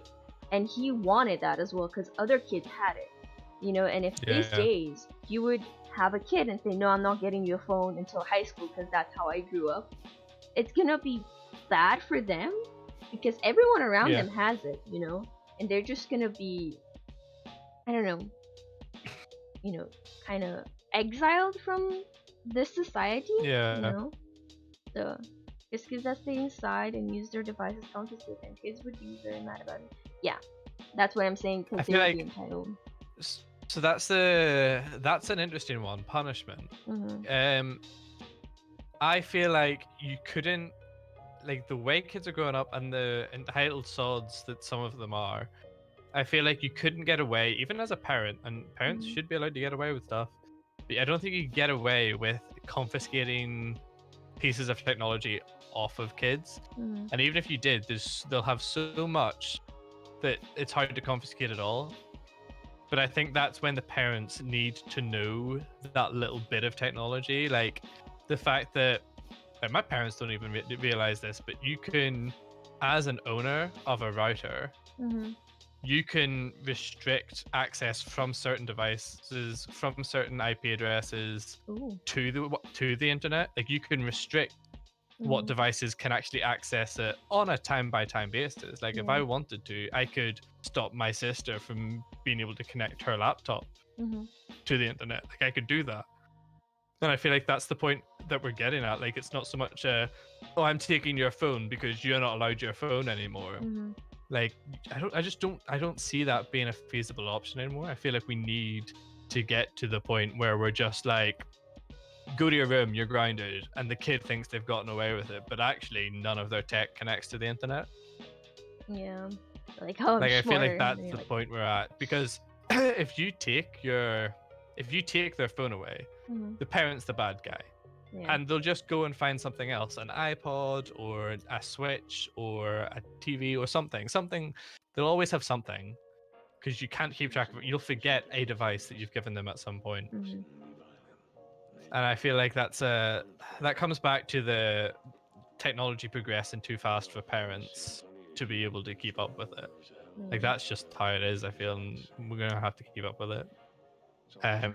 Twin says that this podcast is making him feel old.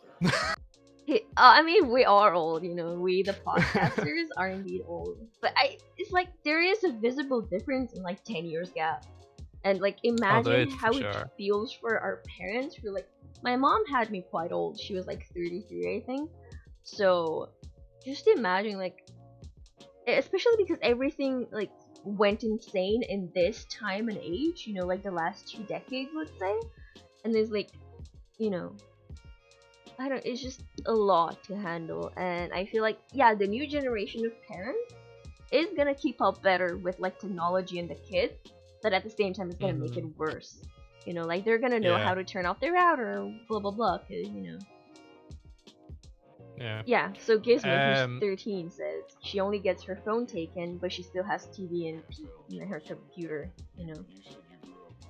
See, I think that's if that works as a logical system, then that works as a logical system, and it's definitely a lot less effort. But I personally think that if my parents took away my phone, my laptop is set up to the point of I don't need my phone. Yeah. Like, I have all my social medias, I have iMessages, and I have FaceTime on my computer that I don't really need it. And I have it set up that way because my phone dies so often that I just forget to charge it and I just hop onto my laptop. But that's not saying that that shouldn't work for whoever that was that said that. Because obviously it does, and obviously that's working for her. I just think that, like, when I have kids, it's just not gonna work for them. I feel like they're gonna be at that level where they're hopefully not bratty, but bratty enough to, oh, it's my phone, no. And then I have to pull out the typical card that my dad always pulled out with me, was I bought it, it's technically my phone, you're just letting in it. Yeah, and then you turn the bad, it's just a whole big thing, you know. And I know, being a parent, you get to decide where the line is, but I don't know, it's where technology in the future gets to draw that line and how well it works. It just like it's hard because then at the same time it's like parenting, how Red said. Yeah, taking stuff away isn't really gonna help the kids, but at the same time, you might not have another option. Like parenting comes into place, like how you know, you taught them like, oh, your actions have consequences.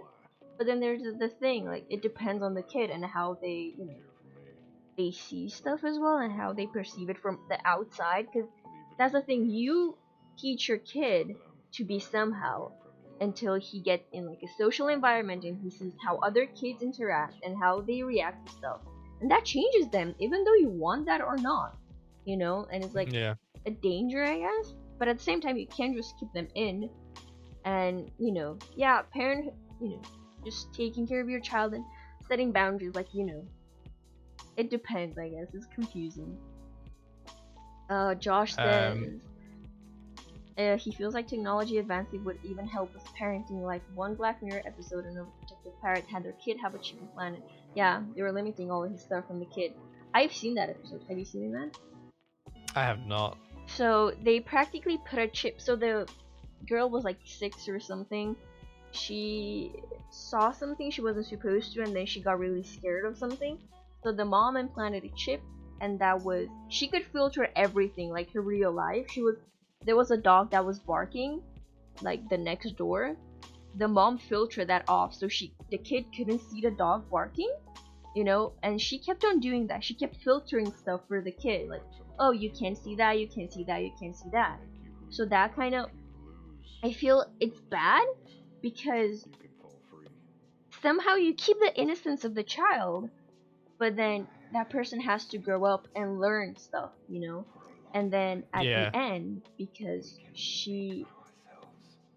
I mean, she did go kind of off route and she kind of started doing, you know, the mom trusted her and she took that thing off. And because she had so much freedom, she started to do drugs and just do really, not drugs necessarily, but she kind of went off route and did stuff she was not allowed to do before. You know, like she was loose.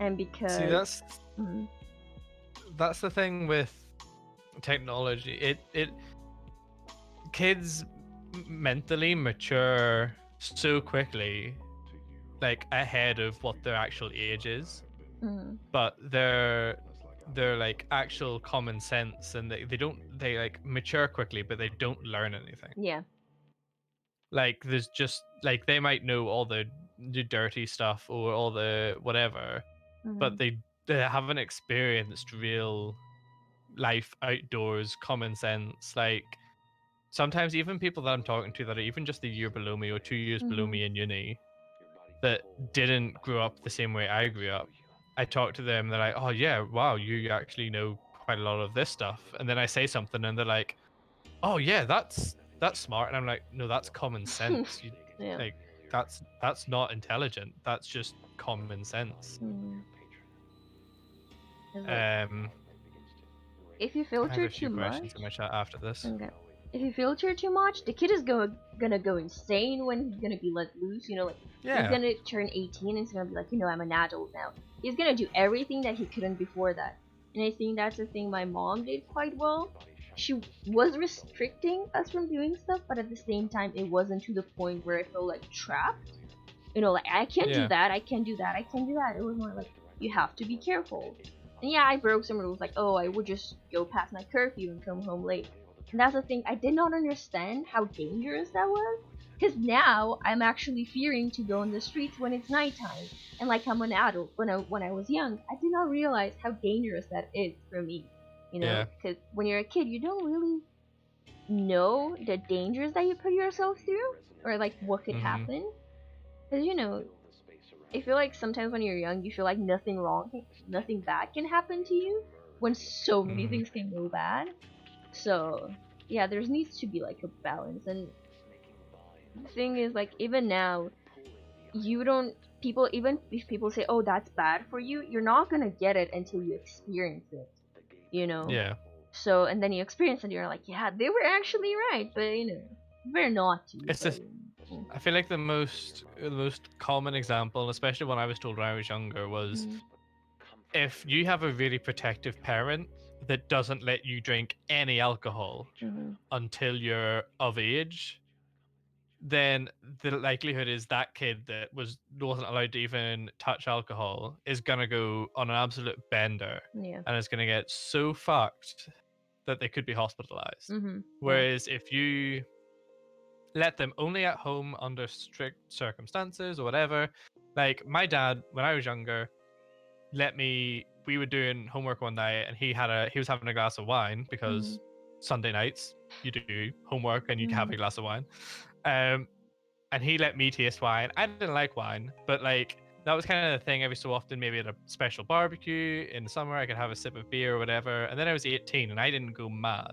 mm, But my friends that hadn't drank until they were 18 got so absolutely smashed at that party that they ended up in what we call the SOS bus, yeah. which is basically an ambulance. Mm, And I feel like that can be put across all of the different, like so many different circumstances in growing mm, up. Like it's filtering to the point of dangerous. being efficient. Yeah, like Mm, yeah, it's okay. weird. Ask stuff. So first one, because it kind of relates to, is what was your childhood memory that you're most fond of?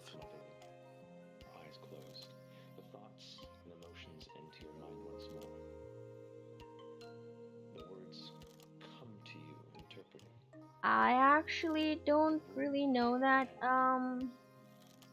What was it? I don't know. I feel like just, you know, actually, when I would go out with friends, that would be like really fun. I think that's a thing that I liked and I kind of missed because we would all just gather up in big groups. Yeah, there were times when I was uncomfortable and I was not feeling it. I was not meant to be there or something. But that was like good because I was out, I was taking a fresh air, I was socializing. It was, it was fun and a lot of things happened. But maybe that one, I don't really have a lot of fond memories. I guess not one that I think of. Yeah, I think that. Not sure. I think mine would probably be something similar. Get just getting that message around to your friends. It's like, oh, or like just knowing that, oh, it's 8 o'clock or it's 6 o'clock or whatever. Everyone else is going to be outside. So we would go out into the street and meet at a specific Mhm. lamppost, and we'd all just chat. We wouldn't Yeah. do anything necessarily, but we'd all just be together chatting and having a fun. Maybe we'd go for a walk around the block or whatever. It was just like hanging with your friends and feeling. To me, at that point, it felt like freedom Mhm. because like my parents knew where I was. My parents knew I was in the area. Like Mhm. they knew I was just outside with my mates. But like I was outside. Like I decided I'm going outside. I'm gonna be with my mates. We're gonna go for a short walk. Like it felt Mhm. like a little bit of freedom, but at the same time, it was nothing mad. Yeah. That was probably my fondest. That was like the first taste of freedom and responsibility that I had. Hmm. The other question I have is from Timid, and it was quite a while ago. But Yeah. anyway, what are your thoughts on arranged marriage? Only asking because this is a topic that comes up between me and my parents because I have yet to find a significant other. Oh, timid. Um. No, I don't I'm know if I like. was supposed to read the last bit, but I did. I mean, I don't know. Obviously, that's not a thing that's in my culture. Uh, Hmm. I do think that you do have. I think okay, that might have worked in the past because my grandparents from my mom's side, they were kind of an arranged marriage because my grandpa had land and stuff. But the age difference was like 12 years, I think, which was not the best. I think my grandma was 16. Um, Damn. like that worked back then because I guess land was more important than love and stuff. But like you know, in this time and age, I feel like we have a lot more opportunities to find that person that we care about, and like feelings are more listened now than then. Um, it just I don't know. I feel like Timmy, you still have time. You're not even 21, and I don't know. I feel arranged marriages is um big. Like I agree that it worked in the past, and I Hmm. honestly I kind of understand the land thing with Yeah. your relatives. Um, but for the now, like I feel like we're in a culture where, I mean, not necessarily in a culture, but we're in like a modern time where arranged marriages aren't so really as much seen and aren't really Hmm. as effective. But at the same time, I could totally understand your parents care for you, and obviously they don't want to see you That sounded more like a alone. question. Um, Your parents no, care no, for they you? care for Timmy. Yeah. But my point is, they might have an idea of someone that might be a good match for you. Mm. So maybe not arranged marriages, but maybe Blind allowing date? your parents, yeah, allowing your parents to set you up on a blind date. Hmm. Because arranged marriages implies that you're gonna marry this person, we've set it up, that's it. Yeah. Whereas I feel like that's very like that's just trapping you into something that might not work for you. And mental health is a big thing. And if you don't want to be trapped with the same person that you don't actually get on with, like that's Hmm. just not a thing you want. Yeah. So, but I feel like if your parents think that they might have someone that's a good match for you, I don't see why you shouldn't investigate it. You don't see why you shouldn't meet up with the person. Mm-hmm. Like if I'm single, I found partners in the past myself, but my parents, I trust my parents enough to, if they came to me and said, Matthew, we have this girl, we think she's really nice, would you go out with her? I was like, do you know what? Give me her number, I'll text her, Mm-hmm. I'll set up something. I think that's totally, I feel like that's the kind of, what's the word?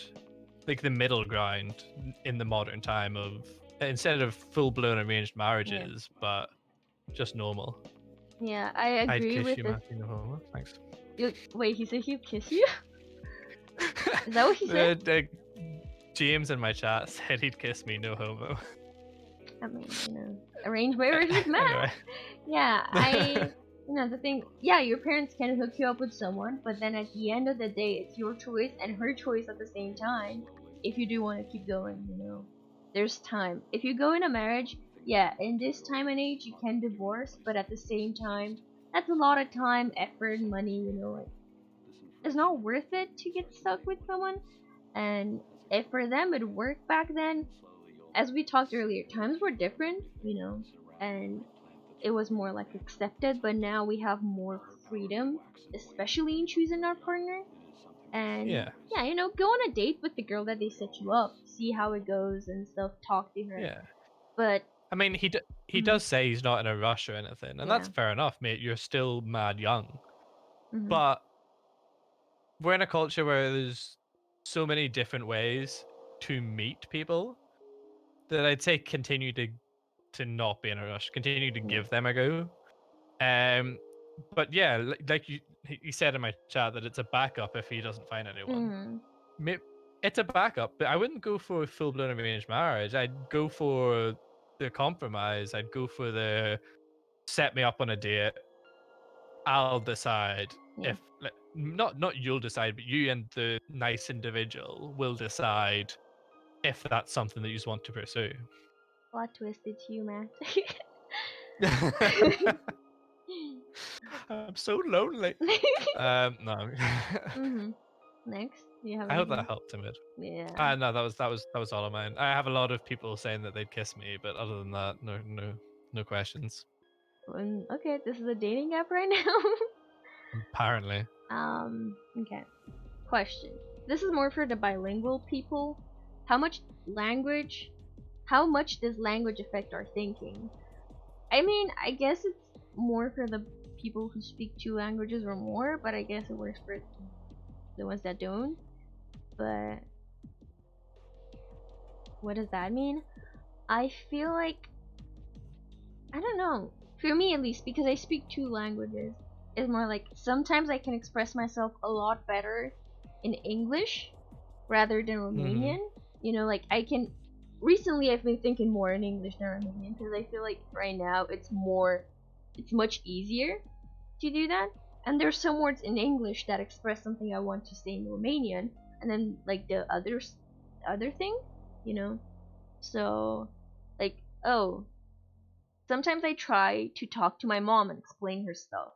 And it's really frustrating when the only word that comes to my mind is in English. And I try to translate it in Romanian, and it's so bad. And I stutter so much. And like the opposite goes when I try to speak in English, especially explaining like customs or stuff like that. It's really complicated. I mean, I'm not bilingual, so that's all you. I understand that I have a lot of bilingual. I have a lot of people, friends that are hmm Polish, and they sometimes they'll be in the middle of a conversation, they'll just look at me, stop for a second, and then say something in Polish, and I'm like, Yes, cool. yes, I I get it. understand that you don't know how hmm to express it in English, but at the same time, not a fucking clue what you just said. Yeah. Like I totally understand that it has to like sometimes it just happens. Like sometimes Mm. like the same way like if I try to speak German, like when I was learning German, if I was trying to speak German and I couldn't think of how to say it in German, I'd say it in English. Yeah. Like that's totally like I totally get that. Red and I Wolfie feel like both it's said they relate to this. They get confused with mm. languages. Mm, um mm, on a step backwards. Timid says that he has a cousin that met her husband 5 minutes before the wedding, mm. and they're going strong still, and they've just had a baby. Oh, okay, but I like, feel like that reinforces our point of it's not that it can't work. It's mhm. just like I said to him that I wouldn't put all my eggs in one basket without seeing the basket. Oh wow, okay, Do you know what I mean? yeah. Like if that basket doesn't look like it's gonna hold my eggs, then I wouldn't put like it's a metaphor. It's not Yeah, dirty. it's okay. Fuck you, Drew. I'm not, yeah. I don't, like, how It- long ago was this marriage though? Like, how old are they? Oops, sorry. I'd be interested to know how long ago it was, but also how long they've been together. Mm. Like how long ago was the actual arrangement set up? Yeah, I mean, how long they've been together is how long they've got married. So it's kind of the same thing, No, I mean yeah, Yeah. it's how long they've been married, but it's not necessarily how long it was set up beforehand. Yeah. Do you know what I mean? Mhm. Like it might have been in the works for a while. They got married at 25, so it's been 2 years. Oh, I mean, okay.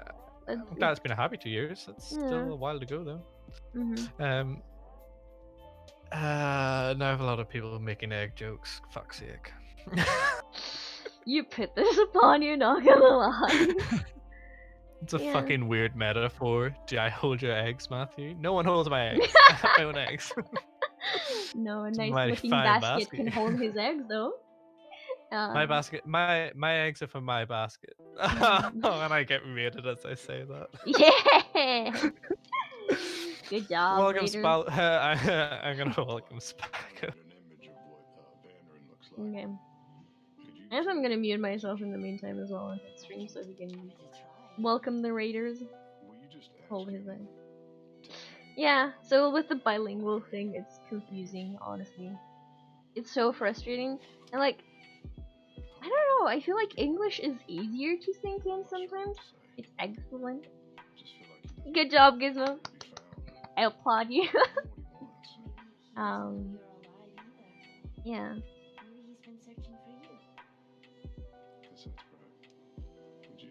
What's she? Well, Wolfie.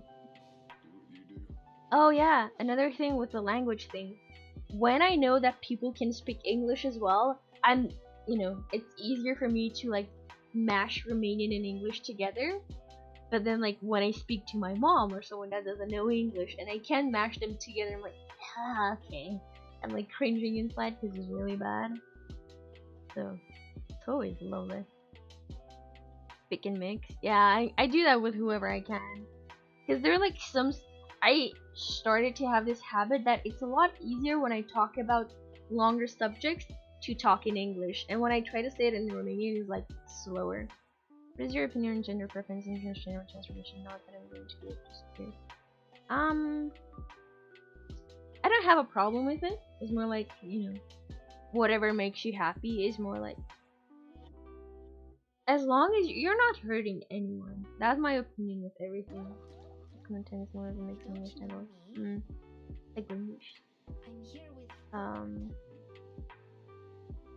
I feel like the gender preference, like oh, I'm non-binary or I'm agender, stuff like this, things that are kind of ambiguous, they're a bit harder to understand and maybe to respect because you can see their gender. Well, with like transgender people, with transgender people, you see that they're female or they're male, But if you don't know Romanian, you don't have to know Romanian. There are new stuff that people have to deal with, and I feel like, I don't have a problem with them. Like, I support them if that makes them happy, but they have to be sure of it, because, I don't want to say they might do it for the wrong reasons, but I know some women are doing it for the wrong reasons. Did you know violet is not a real color? Is it like a brown as well? No, I did not know that. Let me spy on that. Oh, these raiders are taking a while. So violet and brown are not real colors. Got it. My cat is staring at me with his eyes closed. Let's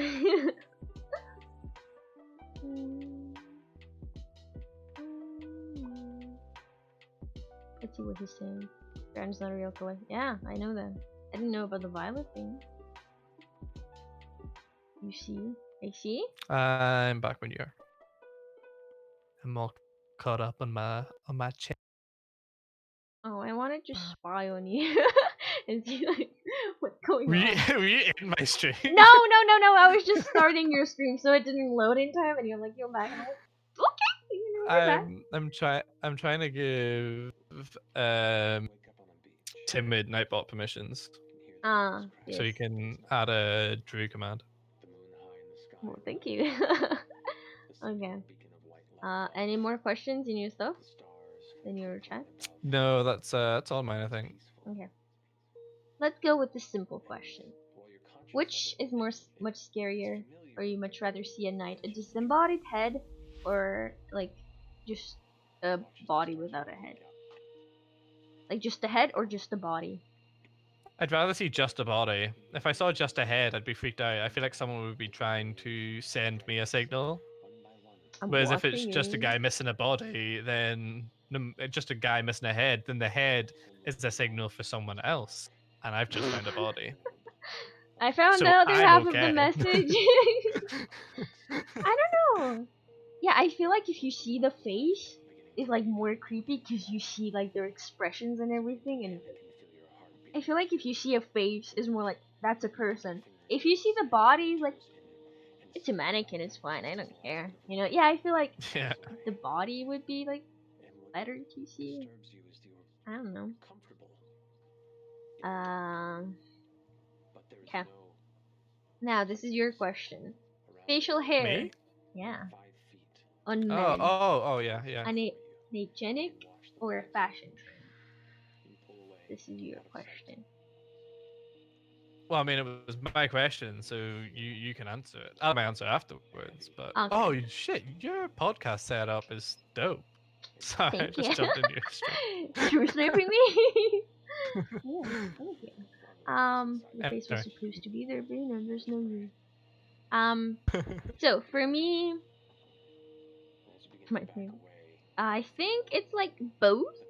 Now, obviously, it depends how you're going with it.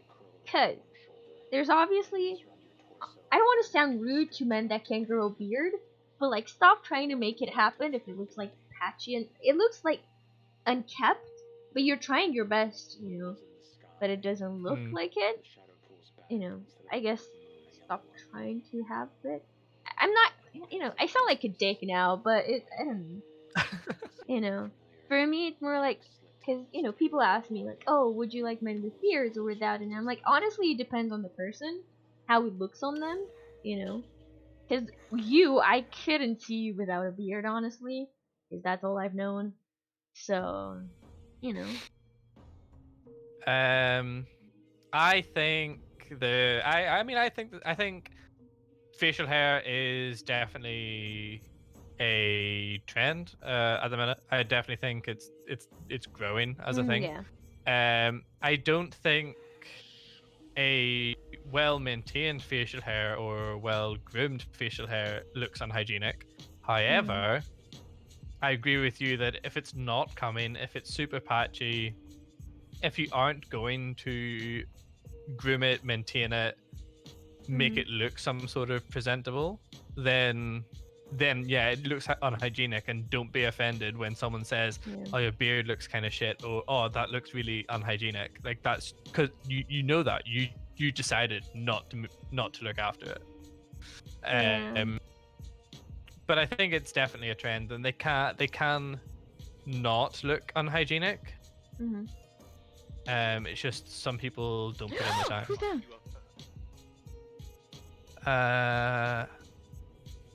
Am I gonna participate in No Nut November this year?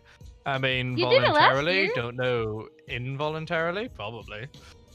You did it last year. You won. I did do it last year, technically. Yeah, you failed a bit at the beginning, But I still did the full month. yeah. Matt just said he's gonna Um, grow facial hair. No, I've seen his tiny mustache. That's no. who? Matt, my Matt. Mm-mm. Oh, yeah, Matt. His Asian, Uh, his Asian features cannot handle that. Oh, uh, Gizmo the Pug, thank you for the follow. Maddie does have a really epic beard. Thank you. Slongo, you're such a sweetheart. okay, thank you for the follow, Mr. Um, Spucko. If you still did Spaco follow you? yeah, did he follow you as well? Legend. I think he was following me already, but that's because I know him. Thank Um, you. Mm-hmm. if you want to grow a really epic beard like myself and you want to not look unhygienic, feel free to go down to the panels down below and click on the beard struggle link. You get 15% off all purchases. Anyway, Yes. my cheap little plug is in. Yes. What's next? Yeah. Let's see. Okay, I'm gonna ask this one. Where is it? Let's see. Next question. Should governments make law to protect people from hurting themselves? Please repeat. Should governments make laws to protect people from hurting themselves? I feel like is there context behind this? Like, No, not really. That's the question that I found. I think it's more like hurting themselves. Like you're not allowed to, cut yourself or shit like that. I don't know. I feel like that'd be hard to enforce. Yeah. Like, if you have, what are you gonna do if you? Firstly, most people don't brag about, oh, I cut myself last night. Honestly, I've seen people do that. Okay, well, maybe they do then. Anyone that I've met that has cut themselves, they don't tend to outwardly like tell people. So I feel like it would be hard to enforce. Like, what are you gonna do if someone cuts themselves? Send them to jail, make them pay a fine. I feel like instead of making a law against, oh, you can't hurt yourself, oh, you can't cut yourself, oh, you can't commit suicide, I don't know.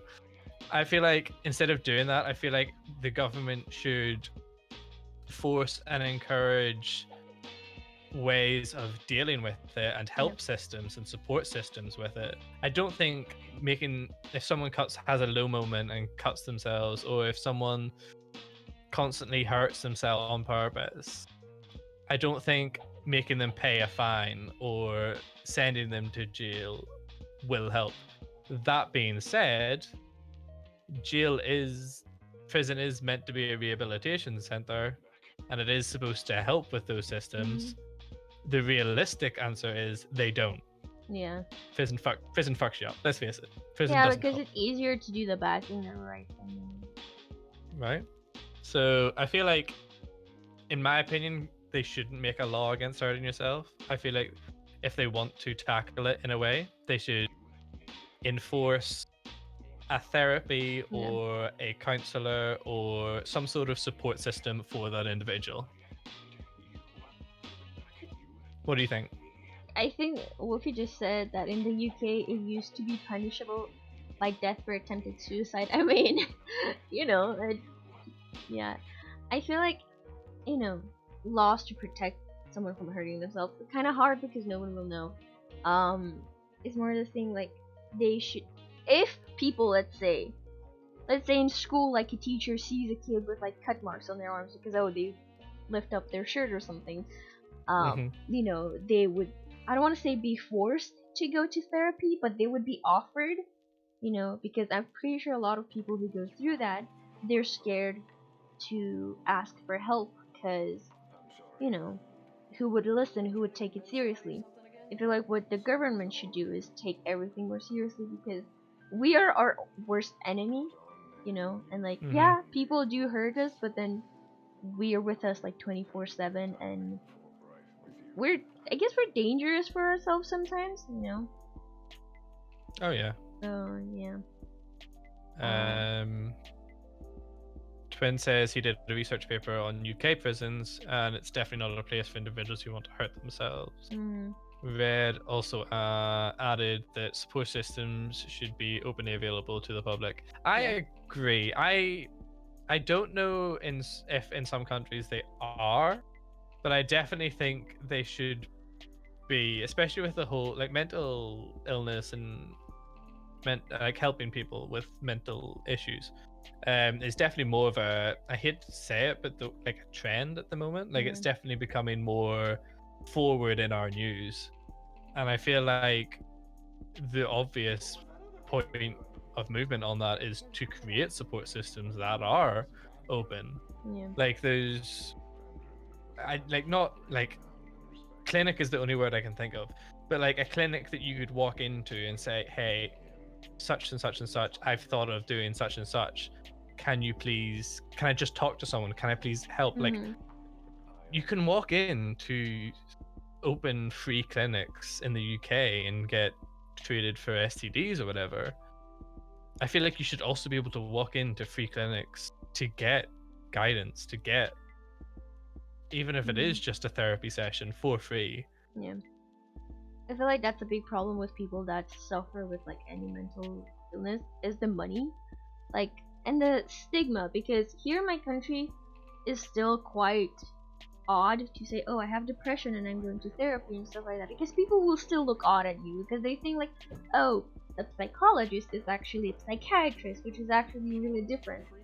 Yeah. And yeah, the thing, a clinic where you can go and actually get help, and people would be like, oh, but do you have the money to pay for this?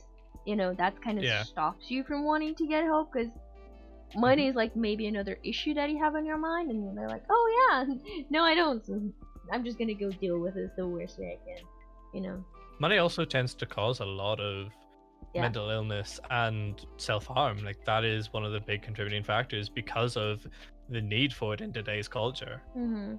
Um Twin also makes a really good point, and I totally agree with it, that yeah, it's really good if the government sets up a support system that is open and that is free, but at the same time the individual needs to want to help Yeah. themselves. Like you can't force them to help themselves. They Yeah. need to want to do it. And I feel like that's kind of makes it a little bit harder for the government to enforce, which is why it needs to be an open clinic type of a Mhm. thing rather than a, oh, you've been reported as a self-harmer. You must Mhm. attend therapy. You must, like, no, can we help you? Do you want to talk about it? Yeah. Is there anything that we can do to support you, and to have these pop-up clinics in different places that they could attend if they wanted to? Yeah.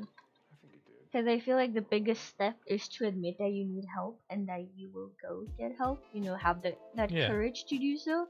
Because a lot of people And don't. They don't want to talk about it. They fear like people are gonna criticize them. Like they don't feel safe. Because yeah, there's some yeah, therapists that are shit. They're not helping. They're making things worse. Like. yeah, But then at the same time, they shouldn't just affirm like, yeah, you're right. Like I feel, yeah, it's unfair to you, and they just boost up your ego kind of, but they're not really helping you. yeah. So yeah. And I feel like having an open, like, I feel like like you said, the biggest step is admitting that you need Mhm. help or you need to help yourself. But a lot of people find it hard to do that because they don't have anyone that they can go to for the support, for the help. And I feel like if they had some sort of free clinic Mhm. that they could go to, that they know they wouldn't get judged at, that they know someone would help them at, I feel like it would encourage more people, Yeah. the people that are kind of on the edge. It would encourage them to take the step to Mhm. try and help themselves. There's Yeah. always going to be people that just don't want help, and we can only hope that they work their way to the first step. But let's help the people that are making the steps, that are at that point already. Mhm. On another oops, thing that's on this. So, do people have an obligation to help others, or should people be responsible for helping themselves? I am terribly old fashioned and in the belief of as a human being, it's your duty to help each other and to help Mhm. everybody out and to be there for everybody. But at the same time, you you can't help someone that doesn't want to be Yeah. helped. And two, there's only so much helping you can do. And from personal experience, there's only so much help you can give to someone else before it starts to affect you and you Yeah. need help. And like. Like, Mhm. you might be giving everything to this person that clearly needs your help, but then you end up being run down, or you Yeah. end up needing similar help, or you're running yourself dry because you need you're helping. Like, you need feel like everyone has the responsibility to help someone and to be there to help someone if they want it, even if it is just your friend group. Like on the smaller level of like if they need to talk about something. Mhm. But at the same time, you need to look after yourself. Yeah. And like the word is obligation. Like you're forced kind of to do it. I feel like Mm, there is, there like I feel like people like me and you sometimes we just want to help so much, and at the risk of us getting hurt, and like us being the one that fall into a breakdown because we're trying so much to help them, we don't focus on us. So that's where I yeah, draw the line most of the times, and I'm like, you know, I'm not the person that should take care of them. They should try to do that for themselves. But, you know, I'm not. I don't know. There's not a law that makes me do this. yeah, It's more like, yeah, I do like helping people, but then is the thing like if they are gonna make me, you know, just get in their place, and at the same time I'm not helping them, I'm not helping myself. I'm obviously at the end of the road. I'm gonna choose myself because I'm gonna, I'm the one that's gonna live with myself. But with that person, they might get over it. They might find someone else. They might blah blah blah. But I'm the one that's with me at yeah. the end of the day, and yeah. I think it's gonna be a hard middle ground. Mhm. In some things, like if you see an old lady trying to cross the road, I think it is your obligation to go and help her. If you Yeah. see someone like a mother of four or however many or whatever, or an old lady or someone struggling with bags of shopping, I think you're obliged to go and offer your help. Mhm.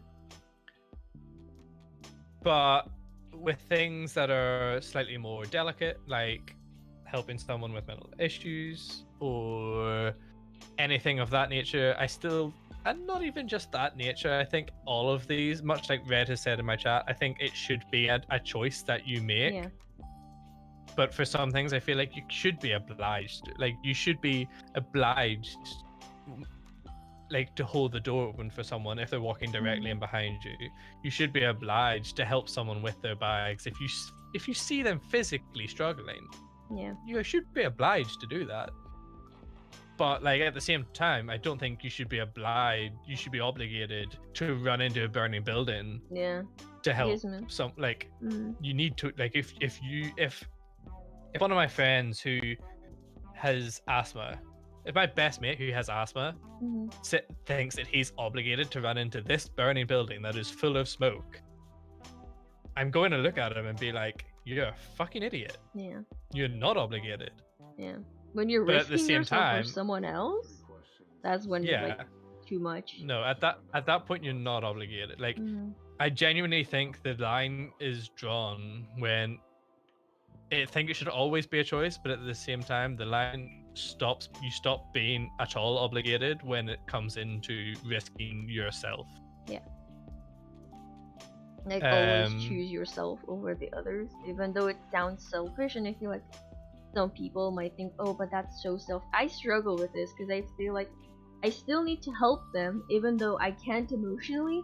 I feel like I'm letting yeah, them down, but then I'm like, I need to do this for myself because, you nah. know, being I selfish is I feel not like, bad, but. think about it. If you help someone Mhm.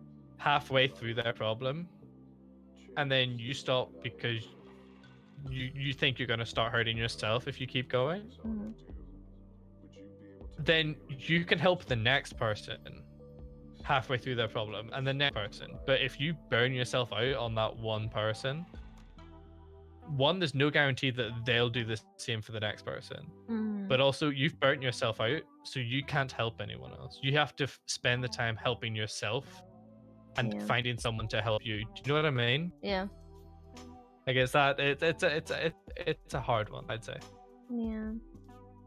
It Have you is. ever wondered if you Mm, help people out of the kindness of your heart or out of? That's actually a good one. If you have you ever wondered if you help people out of the kindness of your heart or out of self gratification? Like, do you help someone because it's the nice thing to do, because, mm, or because it makes you feel better, because you think people will have seen it and they'll think, oh yeah, I'm the good guy. mm. I think the first one. I don't think the second. Like, oh, people will know about this and they're gonna think I'm such a great person. It is more like I will feel better about myself. Okay, when I'm gonna see like my advice has helped. Like that's some sort of gratification, I guess. But it's not like I need people to know about this. If they find out, okay, I'm still not gonna feel like I've done everything that I've could, and I would want to do more, and I'd be like, no, like it's fine. But because sometimes what other people see like a lot, I see like the most basic thing ever. Just asking Mm-hmm. someone, "Hi, how was your day?" and stuff. They're gonna be like, "Wow, like no one asked me," and like, "This is so much," and you just made my day so much better. And I'm like, "Really?" And because sometimes you don't know what people go through and how bad they've been treated. When you think like, that's the basic thing. Like, Yeah, it shouldn't be something someone is like oppressed, I guess, or what do you call it? Uh, yeah.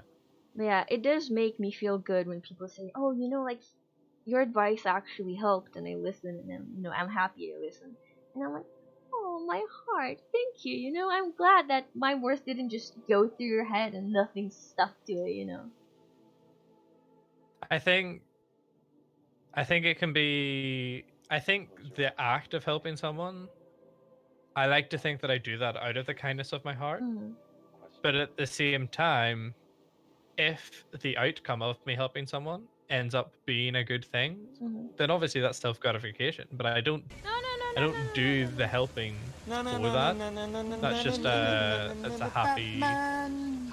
afterwards, no. you know. Mm, Um, I think it'd be very rare to be in this scenario though. Like, so Aaron asked me what I meant by burn myself out when mm, I was, and I said like, you don't want to burn yourself out if you're helping someone with mental health issues. You don't want to burn yourself out mentally, but at the same time, don't burn yourself out physically. Like, if you have asthma, like mm. they're extremes. Like Don't if you have hurt asthma, yourself.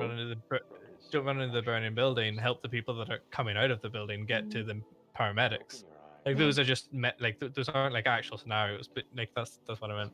Mm. Um, he goes further to say, like, what about society? Do we have an obligation to try and make society a better place, even if it doesn't affect us? Mm, somehow, I feel like it depends on you, because you can think of, this is not really bothering me. So you're not doing anything bad to affect that situation. You're not doing anything good. You're just kind of like there and just going with the flow. And then there are like obviously some people that think like, oh, I'm gonna do this not for me, but for like the people who come behind me, kind of like after me. Mm-hmm. And I'm like, sadly, I'm the person that's in the middle. I just go with the flow because I don't feel like I'm gonna make that big of a difference, which is, something that I feel like stops a lot of people from doing stuff that will change. But Yeah. yeah, I think we have the obligation to do what we can to make society the better place, but at the same time, I don't. I think I'm in the I'm in the same ground as you. Is I don't mm, think I personally can do that much for society, but I like to think that I do my part. I yeah, do help, and I do try to make the difference where I can. yeah, that's kind of Um, me. but at the same time, like I'm gonna be a little bit selfish. Like if helping society starts to affect my work, Mm, then I'm gonna concentrate on my job for a bit. mm, Do you know what I mean? mm. Yeah, but isn't doing nothing just? Oh yeah, Doing nothing Aaron is still a brought up. bad thing. Yeah, doing nothing is just as bad as Yeah. if one person does a small thing, then that what? Then is that one small thing Well, small leads things someone add else? up What? to a No, big that thing. doesn't.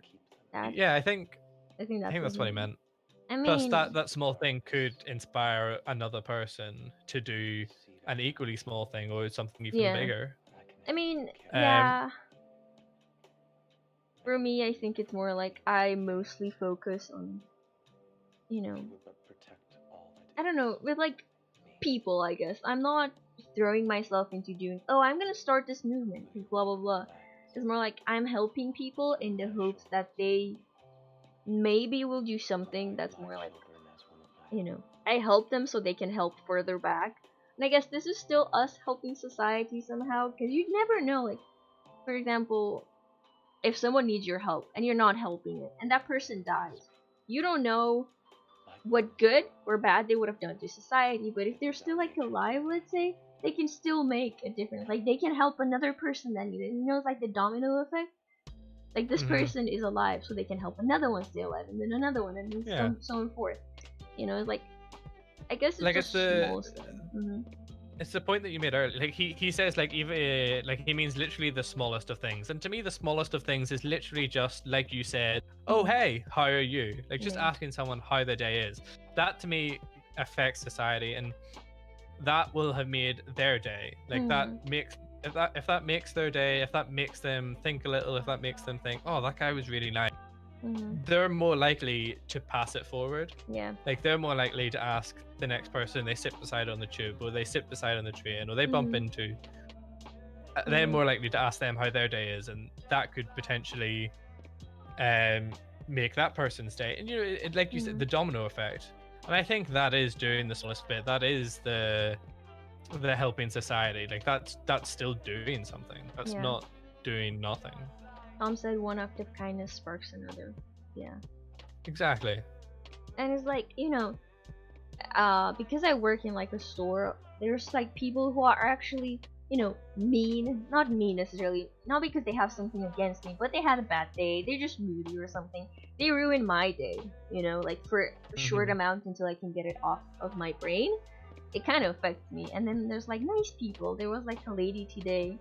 She just told me a thing, and I was like, being polite, being just the usual self. It wasn't like much of a chat or anything. And she's like, thank you for being polite. Like here in the store, I don't really see that a lot. And I'm like, oh, like you're welcome. And I was like, I'm glad that I could kind of make her experience good. And then at the same Yeah. time, she kind of made me feel good about myself. Cause yeah, I do know I have some bitchy coworkers, and so I try not to. Yeah, you never know what's behind closed doors either, and I don't. Yeah. You know. Yeah. Okay. I think everyone is obligated to do their part, but at the same time, it does need to be a choice. Hmm. Like there is a choice there. Yeah. I'm gonna make one last question because I kind of have to end it. So, last question would be, by what standards do you judge yourself? That's fine. Hmm? Could you hear High me? standards. High standards? Yeah, I don't Okay. know what do you mean by that question? Like, I feel like by what standards more like uh what's the standard, like what creates that standard, like you have a high standard, but that must have come from somewhere, like you're comparing yourself to someone maybe, because I feel like that's how our standards are being built, by comparing ourselves to others, you know hmm like I don't know, do you judge yourself like really harshly compared to other people, like you see them succeed and you're like not really there, or how, I don't know. I feel like I'm in one of those lucky scenarios where I have tended to surround myself by successful individuals, Mm. and ergo, I tend to think I'm quite successful. Like Aaron gets an amazing job offer Mm. in Australia, Oh. and he has the option to go over there, and I think that's amazing. And No, no. he has succeeded in my book as like that's a even if he doesn't take that as an option, that's a like that's a success. But equally so, I've got a confirmed job offer in London, and yeah, it's not in another Mm. country, but it's for a big company, and I consider that a success. Mm. But at the Tom. same Mm. time, in like the streaming aspect, you and some of the other streamers that I consider myself friends with, Mm. they have they get to stream much more often than me. They get a higher average viewer count than I would or than I ever have. And I tend to judge myself quite harshly on Yeah. that kind of stuff. Mm. But I don't think that's a bad thing. I think high standards give you high goals, which tend to motivate you to strive for greatness. Mm. Said like, are they your own standards, society standards, like standards of your peers? I think for you is like the second one, the last one, like the people around. Um. I feel like it's actually probably a mix of all of them. I Yeah. think it's majority led by the last one for sure, Mm. but I think on different aspects of my life, it's a mix. Yeah. I feel like, obviously comparing yourself to others is something that it's inevitable for, the human race, kind of.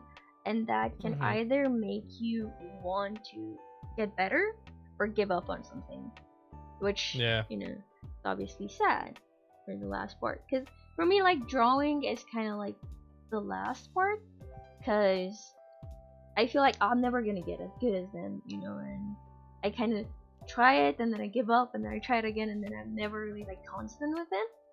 Um, they're like, I feel like my own standards, I don't really have them. I'm trying to be the best I can, kind of, but at yeah, the same time, I want to be comfortable, with what I do. Like, I'm not gonna push myself to reach a standard and make myself uncomfortable, which I guess it's bad and good at the same time because I'm not forcing yeah, myself until death. Society standards, yeah, especially I don't want to say it's like my camera's foggy. It's fine. I don't want to say yep, like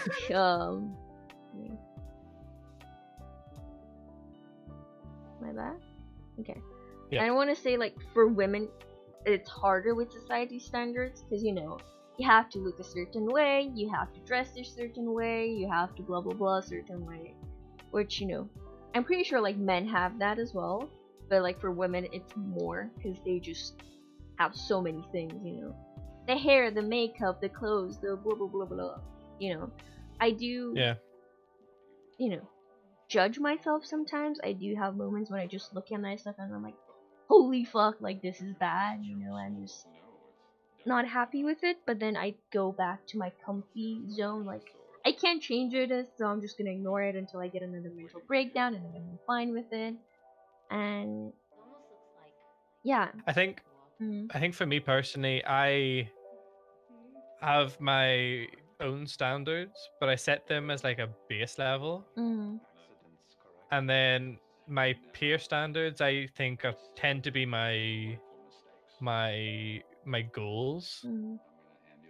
Like not necessarily like, oh, I have to be as good as him, but like he can do this. There's no reason why I shouldn't be able to do this. So let's Mm. strive for it. But Yeah. I know that I can do this and I could probably reach this. So this is my bait. Like this is where I want. Like I feel like I have two tiers of goals. Mhm. But then there's also societies. Like I definitely think women tend to have more pressure from society to look and to act a certain way, Mhm. but at the same time, so do guys. Yeah. Like we society expects us to have that slim six pack with buff shoulders and to be Mhm. able to pick up whatever we need to, or to be the strong guy that, oh, you're a strong looking fella, come and pick this heavy item up. Do you know what? I'm actually kind of weak. Could you not? I'm a sensitive Like lad, okay? I feel like we still have those things, and that definitely Mm, affects me on some level. yeah. Um, but I don't know if I worry as much about.